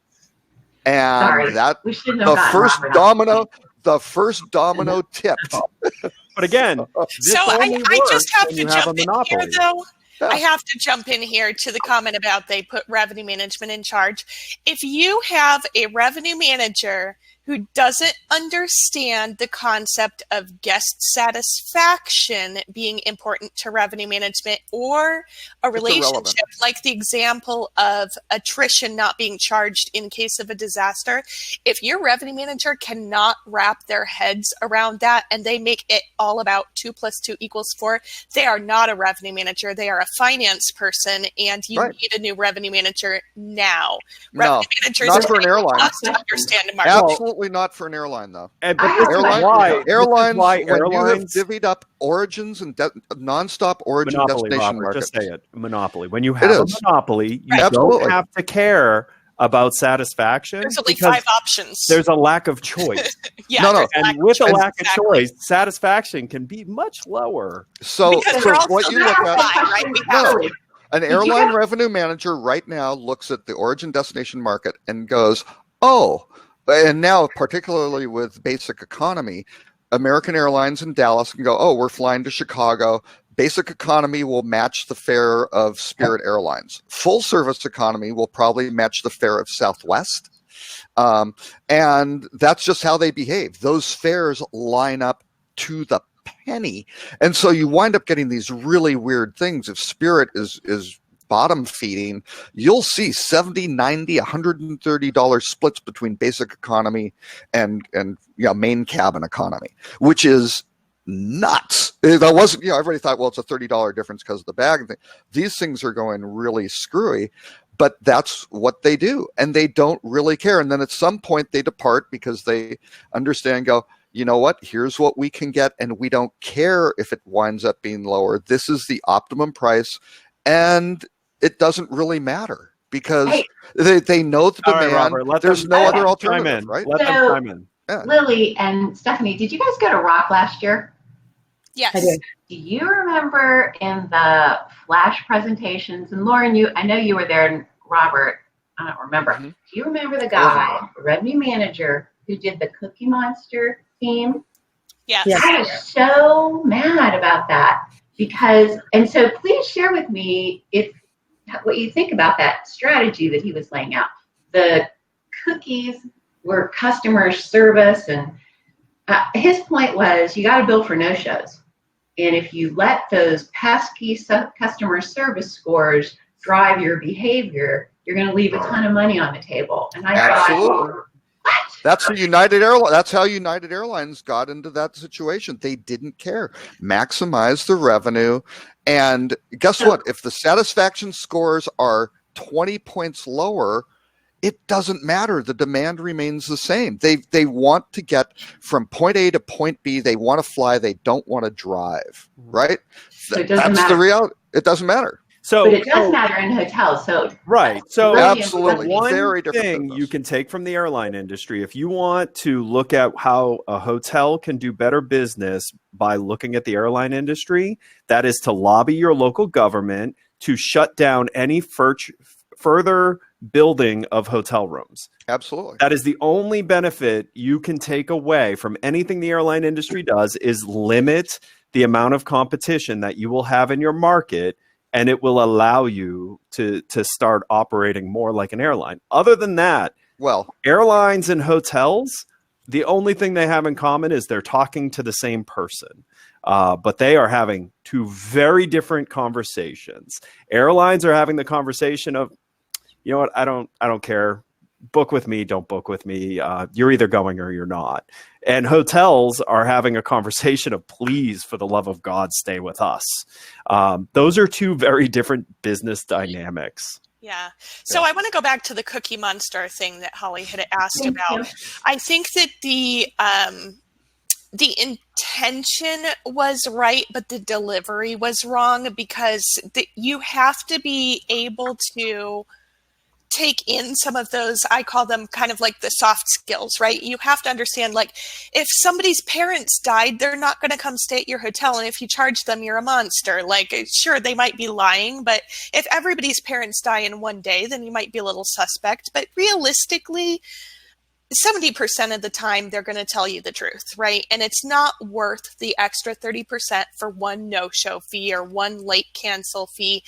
However, I also think that there's a major issue where there are the type of sales teams who come and say, you can't charge any of my customers because one time they looked at me out of the corner of their eye, and that means that they're going to bring us 5 pieces of business next year.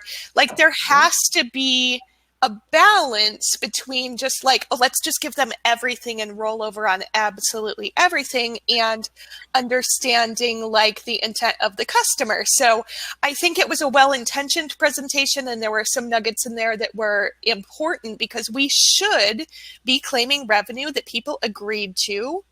But there are absolutely extenuating circumstances that come back to guest loyalty or things like that, or even, PR. I mean, we're just lucky that we're not like United, where, we get live video of people being dragged out of the hotel because we overbooked, So we overbook all the time, but luckily that's the flip side of the fact that we're not quite as hated as the airlines, let's be honest, in most cases. And so we don't get the PR around some of the decisions we make that honestly are not that much different. I still think United should have run the marketing campaign of "We've come to kick ass and sell tickets." Oh my God. Unfortunately, we're out of tickets. Did you see the Southwest campaign after that? I forget exactly what it was. It was something like, we won't kick you out, but it was pretty great. And Southwest is the one who's different. They get intense pressure from Wall Street to add bag fees, and they won't because they know they're hostile, and they look at it. And yes, they've added advanced, preferred boarding and things like that. And, but it's added value, not something you absolutely have. Right. It's something. It's generally something that will give you a level of value. And they look and they go, you know what? Somebody who's coming in, they want to do it. Not like basic economy, where a family of 4, maybe with small children, can't do seat assignments, and they're going to be spread out in center seats across. That's a really, really hostile situation. And what do? They go, yeah, those families need more bags. $30 a shot. There we go. Oh, if they want to sit together, that's going to be $25 a shot. Mm-hmm. Ugly stuff. But again, they look at it and go, you know what? What else are we going to do? Yeah. I mean, I imagine that's the revenue meetings. Let's just add this fee. Well, aren't you worried about anything else? What else are they going to do? They're going to drive? They're going to get in a train? Come on. Well, you know what, though? Here's the thing with Southwest, and this is coming from a Southwest loyalist, which apparently can be done if you're a millennial. You can still be loyal to a brand. Oh, yeah. So the thing is, I don't look anywhere else usually. And that's where they're getting me, right? I guarantee you I have paid, in some cases, $50 or $100 more to fly Southwest because I don't have to price shop. However, I know that because I'm A-list, because I'm loyal to Southwest, I get a free companion pass wherever I go, which is worth a whole ton of money for me. And second of all, I get boarded within the first 60 people guaranteed. So... well, with the exception pre-board maybe. But, I'm basically getting everything that I want. I could have status with one of these other carriers and still struggle to get a window seat if I don't buy it at just the right time. With Southwest, I'm basically guaranteed a window seat because of my status. So these are the little things that are important to me. But that's also, they're the little things that are... because I'm not comparison shopping now. And that is an excellent point of exactly how you take price out of the equation. Right. But yes and no. Because again, you're oversimplifying it. For most routes, you have one or two choices. Right. So are you really like, if you like Southwest, like I'm the same way, Southwest and JetBlue, they got me. If they have a flight that is a direct flight to where I want to go, I'm booking them over Delta, United, American, Frontier, you name it. Okay. I will give them preference. However, I also know that most cities I go to, they're probably the one of two choices. So most of the time I don't even check because Delta is always more expensive. And I hate Delta. Like, I've never had a good experience with them. I must be the only Southwest really? hater on here. I'm a Southwest hater. I will never fly Southwest if I can help it. Yeah. Now, why do you hate Southwest? Who do you like? Who do you love? Oh, wait, you're in Seattle, Alaska.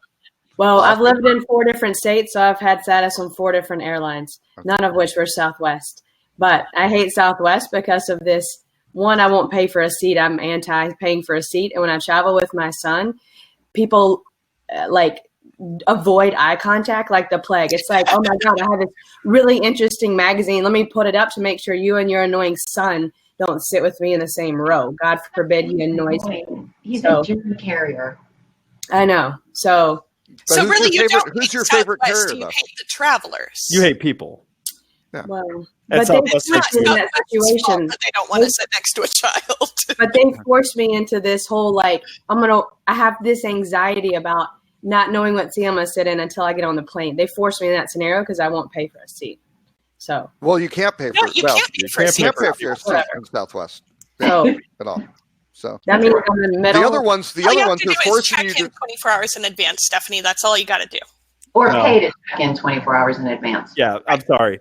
Check in 24 hours in advance. Thank you. You must not live in a primary market for Southwest. In Orlando, if you don't buy early bird check-in, you are C.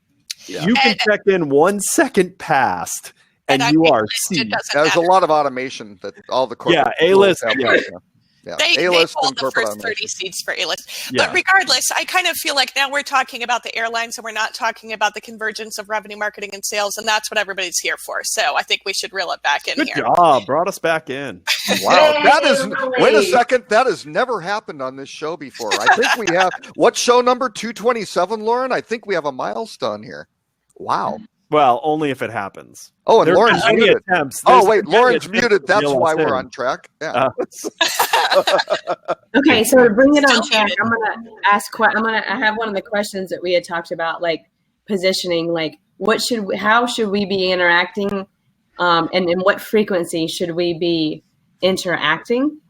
So I want to throw that question out there, Holly, if you want to take it, or what would be your wish list from us in terms of how that communication or how that interaction, what would that look like in a perfect world? So, that is such a good question. My immediate response is, look, can't you just send me a report? Because I really don't want to sit down with the revenue manager.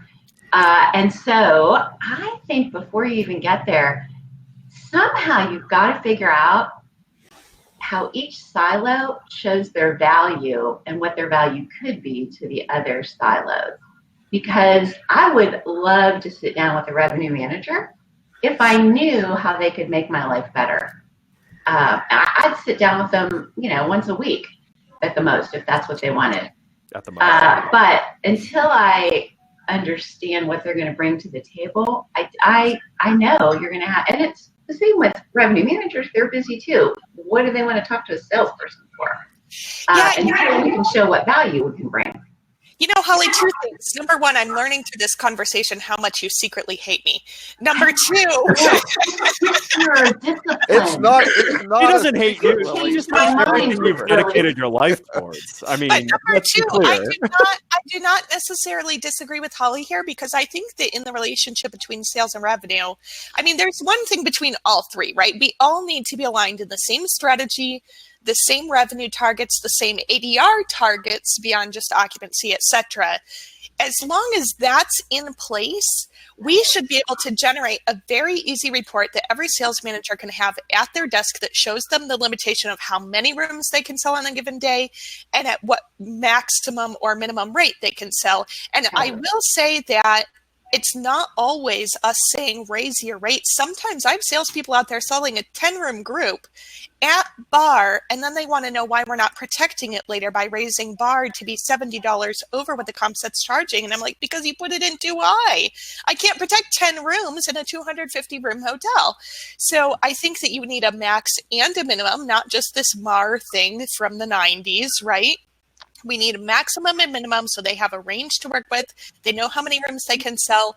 And if it falls within the parameters that revenue management has set, which it's our job to analyze and make sure that's in line with the overall strategy of the hotel for a combination of transient and group, then they shouldn't have to run to us for every single DBR. They should be able to answer that customer on the phone, have the proposal out in 5 seconds, and capture the business. Hey, quick question. Do you know of anybody that still can manually figure out displacement value? I'm sorry. Do you know of anybody that can send a meeting and manually calculate displacement cost on a group proposal? No, I can. Yeah, it's a lost art. Absolutely, and that's huge. Why in a meeting without the proper metrics? You need to pull together the proper metrics if you're going to do a displacement. But you should at least know where your demand forecast is. If your demand is only going to get you to 60% on a certain day and that group is 30%, you should know that off the top of your head. But the exact displacement value requires specific analytics, and for large pieces of business, it's worth taking it back and calculating that. So I think that's an area where revenue management. Well, I bring that up as a particular example because in the live world of meetings like this, and to Holly's point, revenue managements tend to be intimidating in the sense that they have their strategy. They have their plan, their methodology, and it's, dang it, their sandbox, okay? And when you sit down in a meeting and you're proposing things, whether it's a sales pitch proposal, whatever like this, the first pushback is, well, what's that going to do for our current occupancy demand for that day? What's the displacement value that you're saying this is going to create for us? What's the ancillary value to these things? And if they don't have those answers, it's a get back situation. You never get back. And so that's the problem. You need to be able to come to a meeting with the knowledge of what you're proposing as it occurs against what revenue management is doing. And the only way that that really truly works is revenue management sharing what their expectations are in enough of a detail that the numbers, as you point out, the information is there for them to use and create that answer.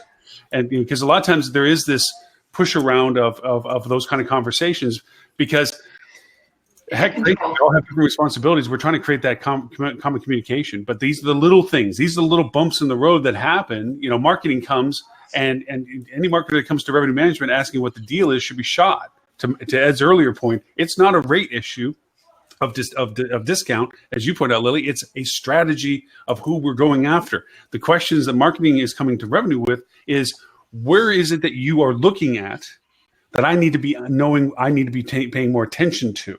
This is what I'm producing, but where is it that it's not producing enough? And that's a dialogue that comes through. And then sales gets brought in with hey, I know somebody that needs somebody like that down a period. I can bring this kind of business to that or not. And that's when you start getting the dynamic going. My solution is converging sales and revenue management. Yeah. Oh no, you gotta look at the graphic. I put a graphic up on how to make the. Yeah, there you go. But I think it comes back to what I think it was Ed. What you were saying, the solution is not more meetings. I don't think sales and revenue need to sit down once a week, other than in a strategy meeting that actually is accomplishing something and not reading a STAR report out loud. Right. If you're going to focus on the STAR report, it should be for 5 minutes about what did we do well that we want to continue? What did we not do well that we never want to do again or want to start doing? Let's move on. Let's apply this strategy moving forward so that it's actually worth everybody's time to be in that meeting. Whether, I post a lot of things where I don't actually write the article, so I don't also necessarily agree that marketing needs to be in every single weekly meeting. I think once a month is usually good for marketing, but stop wasting people's times. Make your meetings shorter, to the point, and make them worth something. Well, I'll even add another little wrinkle. Don't hand out an agenda as you walk in the door. Right. Yeah. Like have your reports out early. And for those people attending, read them. If somebody's actually giving you the reports in advance, there's a reason for it. Here again, read them, but I'm only going to take my time to read it if I know what the value is going to be to me. Right. And so that's what I really will continue to be employed because the business will have enough.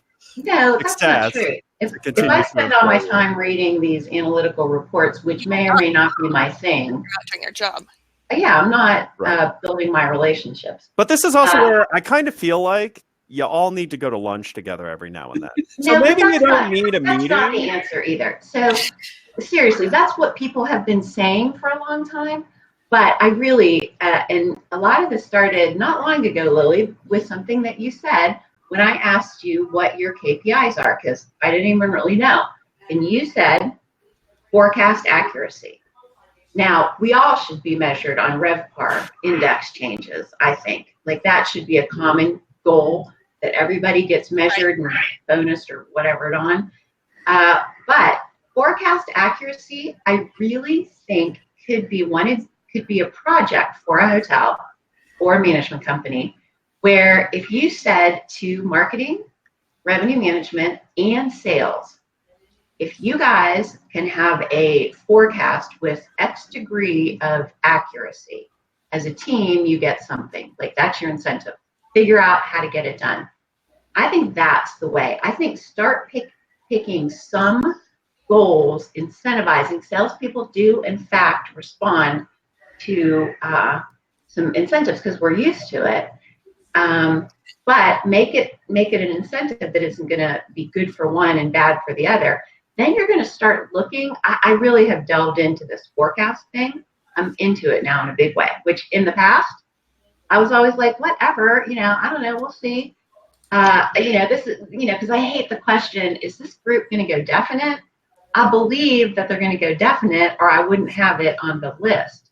Ooh, there are a lot of people who go. I know.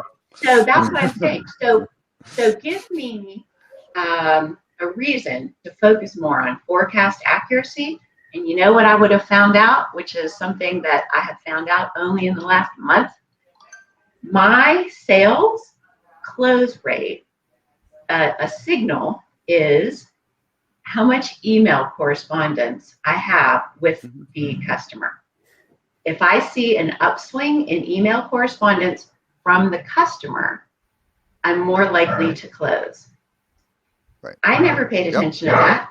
So, like I said, that was a signal until I started. Well, there's that, and the group pickup also though is also a big one too, right?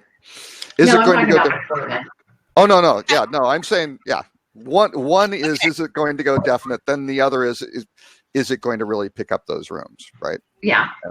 But you and say again, that revenue management is also making a lot of that trickier because if they're dumping a bunch of rates into distress channels like Hotwire, and people can figure out it's the same hotel and they can save $40, all of a sudden the group pickup drops. Right. And the hotel comes in, and that also goes to marketing. That goes to marketing as well. All of a sudden, our direct channel goes from hero to zero because what we're pushing on direct channel gets bled out because rate parity went to heck because revenue management wanted to pull the trigger to hit a different number that we didn't know about. So it is a wrinkle in the sense of day-to-day logistics. When revenue management wants to steer the boat, they got to let everybody know so we don't we fasten our seatbelts so we can which we're going to figure out is an issue if we're talking about forecast accuracy. We're going to look at all the factors that contribute to the forecast not being accurate, and we got to go back within our own disciplines and see what signals there are and why and how we can improve those. And I think it's a great start. Stephanie, what do you think though from a marketing standpoint?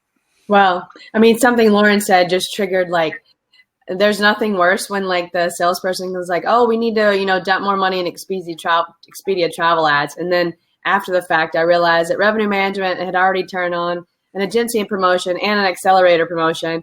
And I'm like, oh my God, we can't, we're paying the man 5 times. But, wait a second, your sort order is going to rise. Your positioning is going to be quite good. So that's just, I've been in that scenario a couple of times, just, the people not, all of us not talking. But the other thing I was going to say on the forecast accuracy though, you can't just let the revenue managers run wild either, because again, if they're doing that, they may start again the end of the quarter, the end of the year, whatever. Let's make sure I'm accurate on my forecast, not necessarily. Oh, you know what? I forecast too low, and it's like, wow, we could be 20% higher. Let's not make that happen. Is a bad scenario. Well, right? but this is where Holly dismissed it very quickly, but really, professionally, if you want to be successful, understand what the people around you are doing, what they care about. If you are operating inside a business and you have absolutely no understanding of your peers who also may control part of your success, you're the problem. You know, if you don't ask those questions, I think you're putting the ownership on the individual. I mean, I think that a lot of that is dictated by company culture. I work with a lot of different management companies and different capacities, and I can tell you there is a lot of thought processes like swim in your own lane from an efficient, because it makes it the most efficient.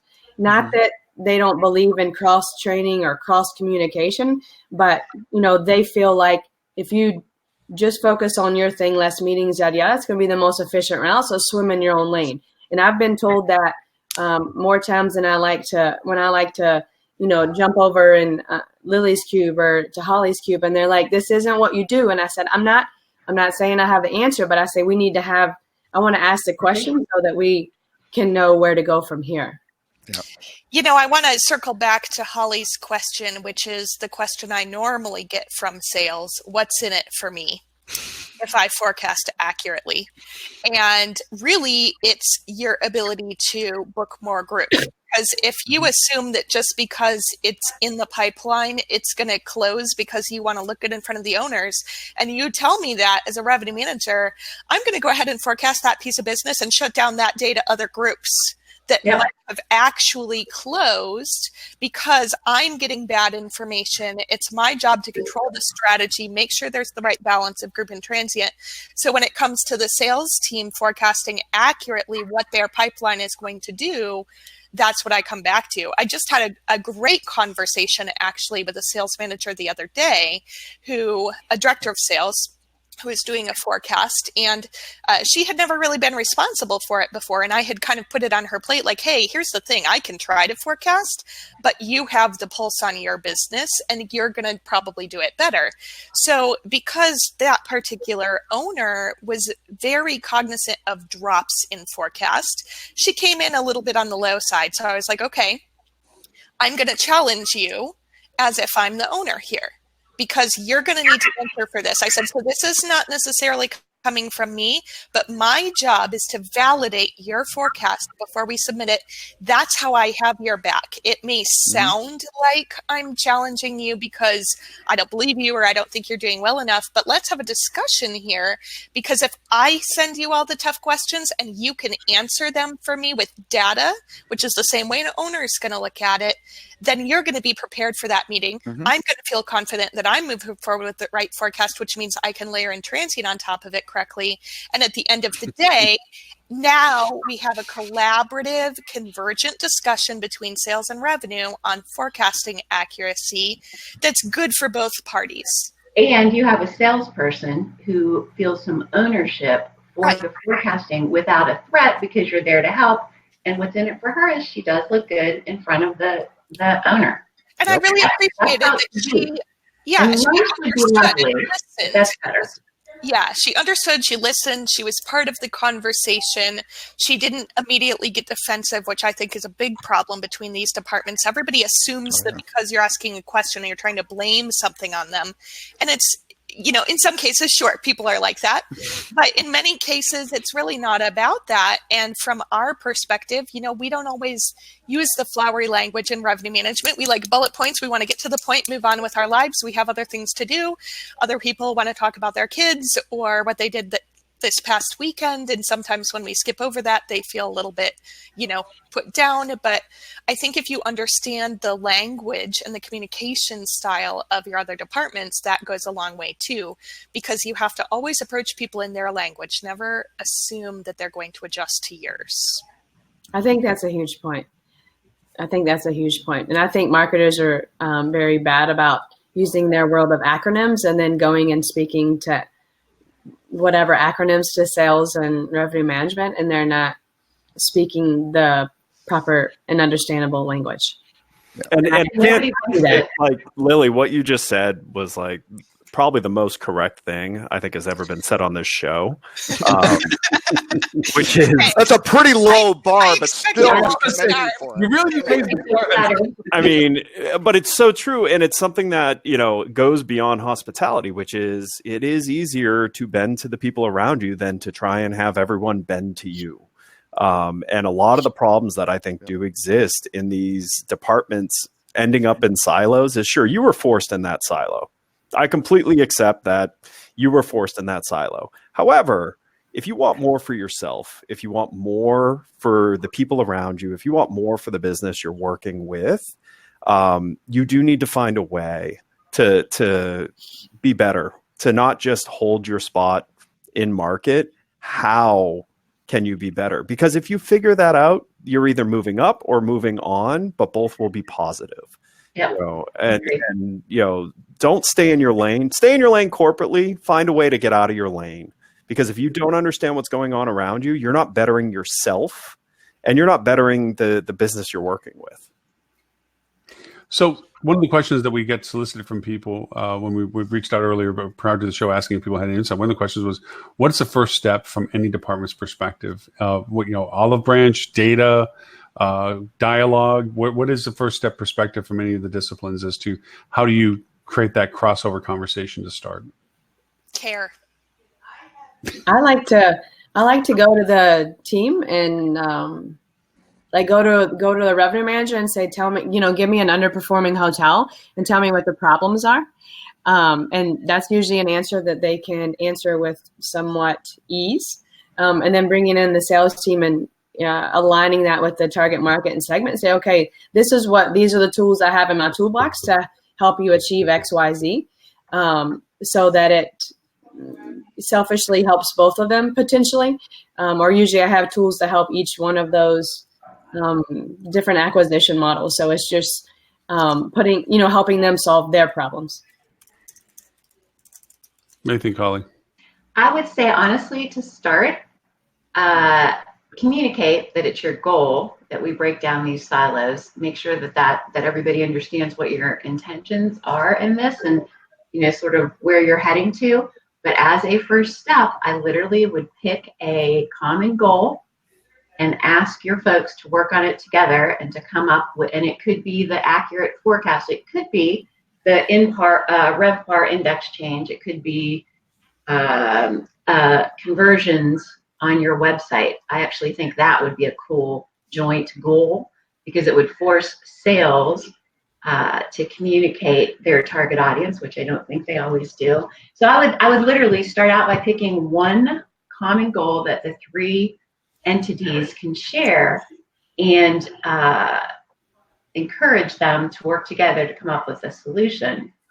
That's probably where I would start. And as they're doing that, hopefully they're going to start to understand what the other departments do and expand their relationship. But it's a tangible way to get started tomorrow that gives you some sort of output. From my perspective, I recommend that you get everybody together in the banquet room and do trust falls. No, I'm just kidding. But no, I think that, what it really comes down to, and I'm going to go a little psychology on you guys here, but that's what it comes down to, I think, is that everybody's worried, am I going to get thrown under the bus? That's what people are worried about, I think, in these three areas in a lot of cases, because whenever there's a revenue problem, which all of us contribute to revenue, I don't mean revenue management problem, I mean, money problem. Everybody likes to be quick to point fingers because they're feeling defensive, and we can't be doing that between these three departments. So the first thing is having each other's backs. Even if it is somebody's fault, it's everybody's fault. Everybody needs to accept team responsibility.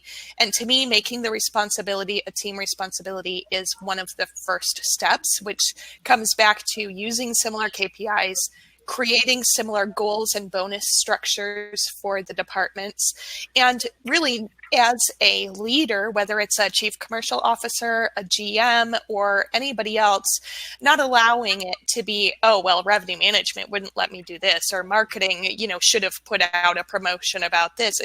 That conversation is not productive. We've got to stop that. We've got to stop being defensive. We've got to work together and all assume responsibility and say, okay, this may have fallen more or less in one department, but what is my responsibility within this problem? How can I self-examine and find out and put forward what could I have done better, whether it was supporting my team member or doing something in my own area? Well, I want to be mindful of the fact that we have always something to talk about when it comes to this, because this is a never-ending conversation as to the value and everything like this. We are almost at a 2-hour mark. And thank you for all those who are staying in attendance with us, both on this platform and on Facebook and LinkedIn and Twitter and a few other places, and YouTube.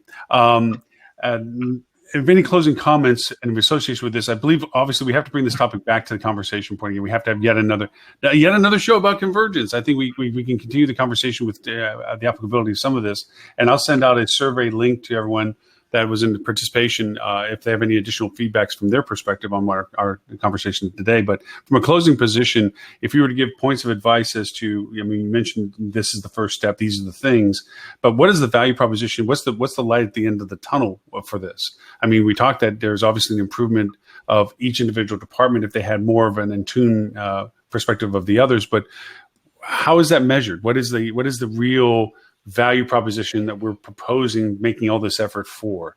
And then after that, we want to talk about a little bit about HSMI stuff. And if we want to throw in just Robert's Rock, since he was so generous in making a list that we never got to, which he always does every week faithfully. But if we wanted to start, Holly, do you want to start first, but just go from that perspective? So really the benefit to the light, I think, is personal growth.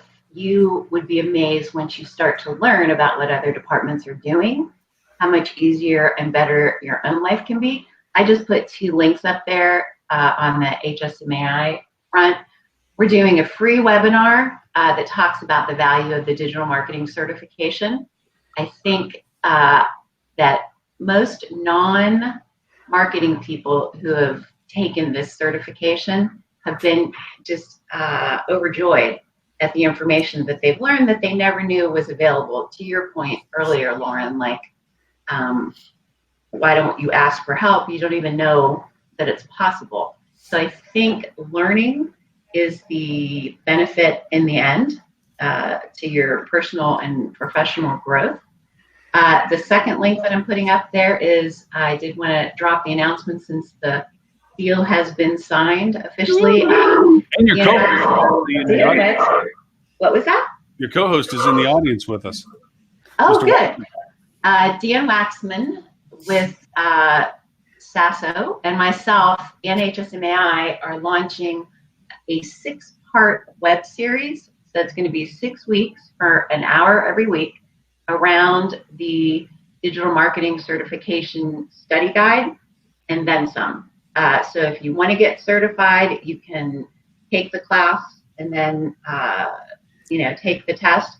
If you have no interest in a certification, but you just want to learn what digital marketing does, you can take the class. And the first one is February the 3rd, I think. We're going to do them periodically throughout the years. They're going to be live. Dan and I will facilitate them online. And I think it's going to be phenomenal. I hope. So that's my closing. Learn. Lily, what would you like to say? I think there's a couple key things that I would hope that people would take away from today. Number 1, know your target demographic and do not compete on price, compete on value. Create aligned goals between all 3 departments so that somebody's not bonused on doing something that would actually hurt the strategy of the other department. And then think through your strategies and think, will this strategy create sustainable, profitable progress for my hotel? Hey, Stephanie, I'm gonna do the same thing. I'm gonna put the little Stephanie thing up just so you don't freak out then. Okay. No, I mean, I think both recaps were good.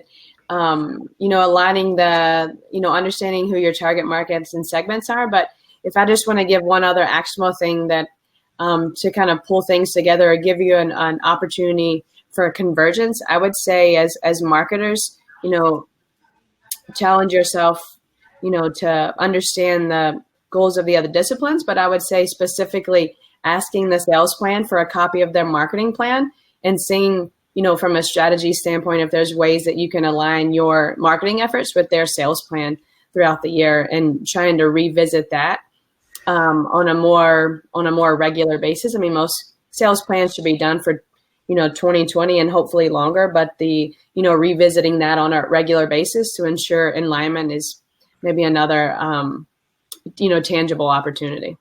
Mm-hmm.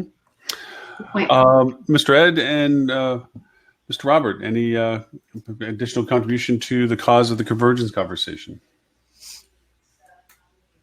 I was going to let you go, Robert. I was being polite. I learned a lot. I mean, Ed, I think we've been doing stuff so wrong. I mean, normally Ed and I had a very similar approach. I mean, we did it kind of through movies. You'd show the salespeople Glenn Gary, Glenn Ross, right? Oh, Coffee absolutely. is for closers, right? You show the revenue management guys like Office Space. You are producing TPS reports. That's what you do. And then, of course, marketing, you show them Jerry Maguire. It's like, show me the money. I don't know. You keep them in silos and you just let them run, right? It's called, it's really mushroom. I kind of look at it as mushroom management. You keep them in the dark. Every once in a while, you open the door and you throw some shit on them. That doesn't work as well. I don't know. But, all right, everything just got unraveled and done. Thank you so much for 2 hours at the end. That's fantastic. So in closing, you can either do it that way or maybe listen to what these guys are saying. They might have some good ideas. Yeah, they might have some good ideas. And we do hope that we'll bring the conversation back up in the same format of you guys lead the charge on it. To Holly's point, I'm sorry, Ed, I'm interrupting you. You wanted to do a close. Well, were you going to do a close? I was just going to put out some of the links and some of that stuff. So we're okay. Well, then I'll do a close. Jeez. My biggest recommendation, because I hear it screaming through these stories that you're all telling, is, by golly, please become curious about how your business works. It's my only secret to my success in life is I asked questions to find problems, and then I fixed them, and then I sold them.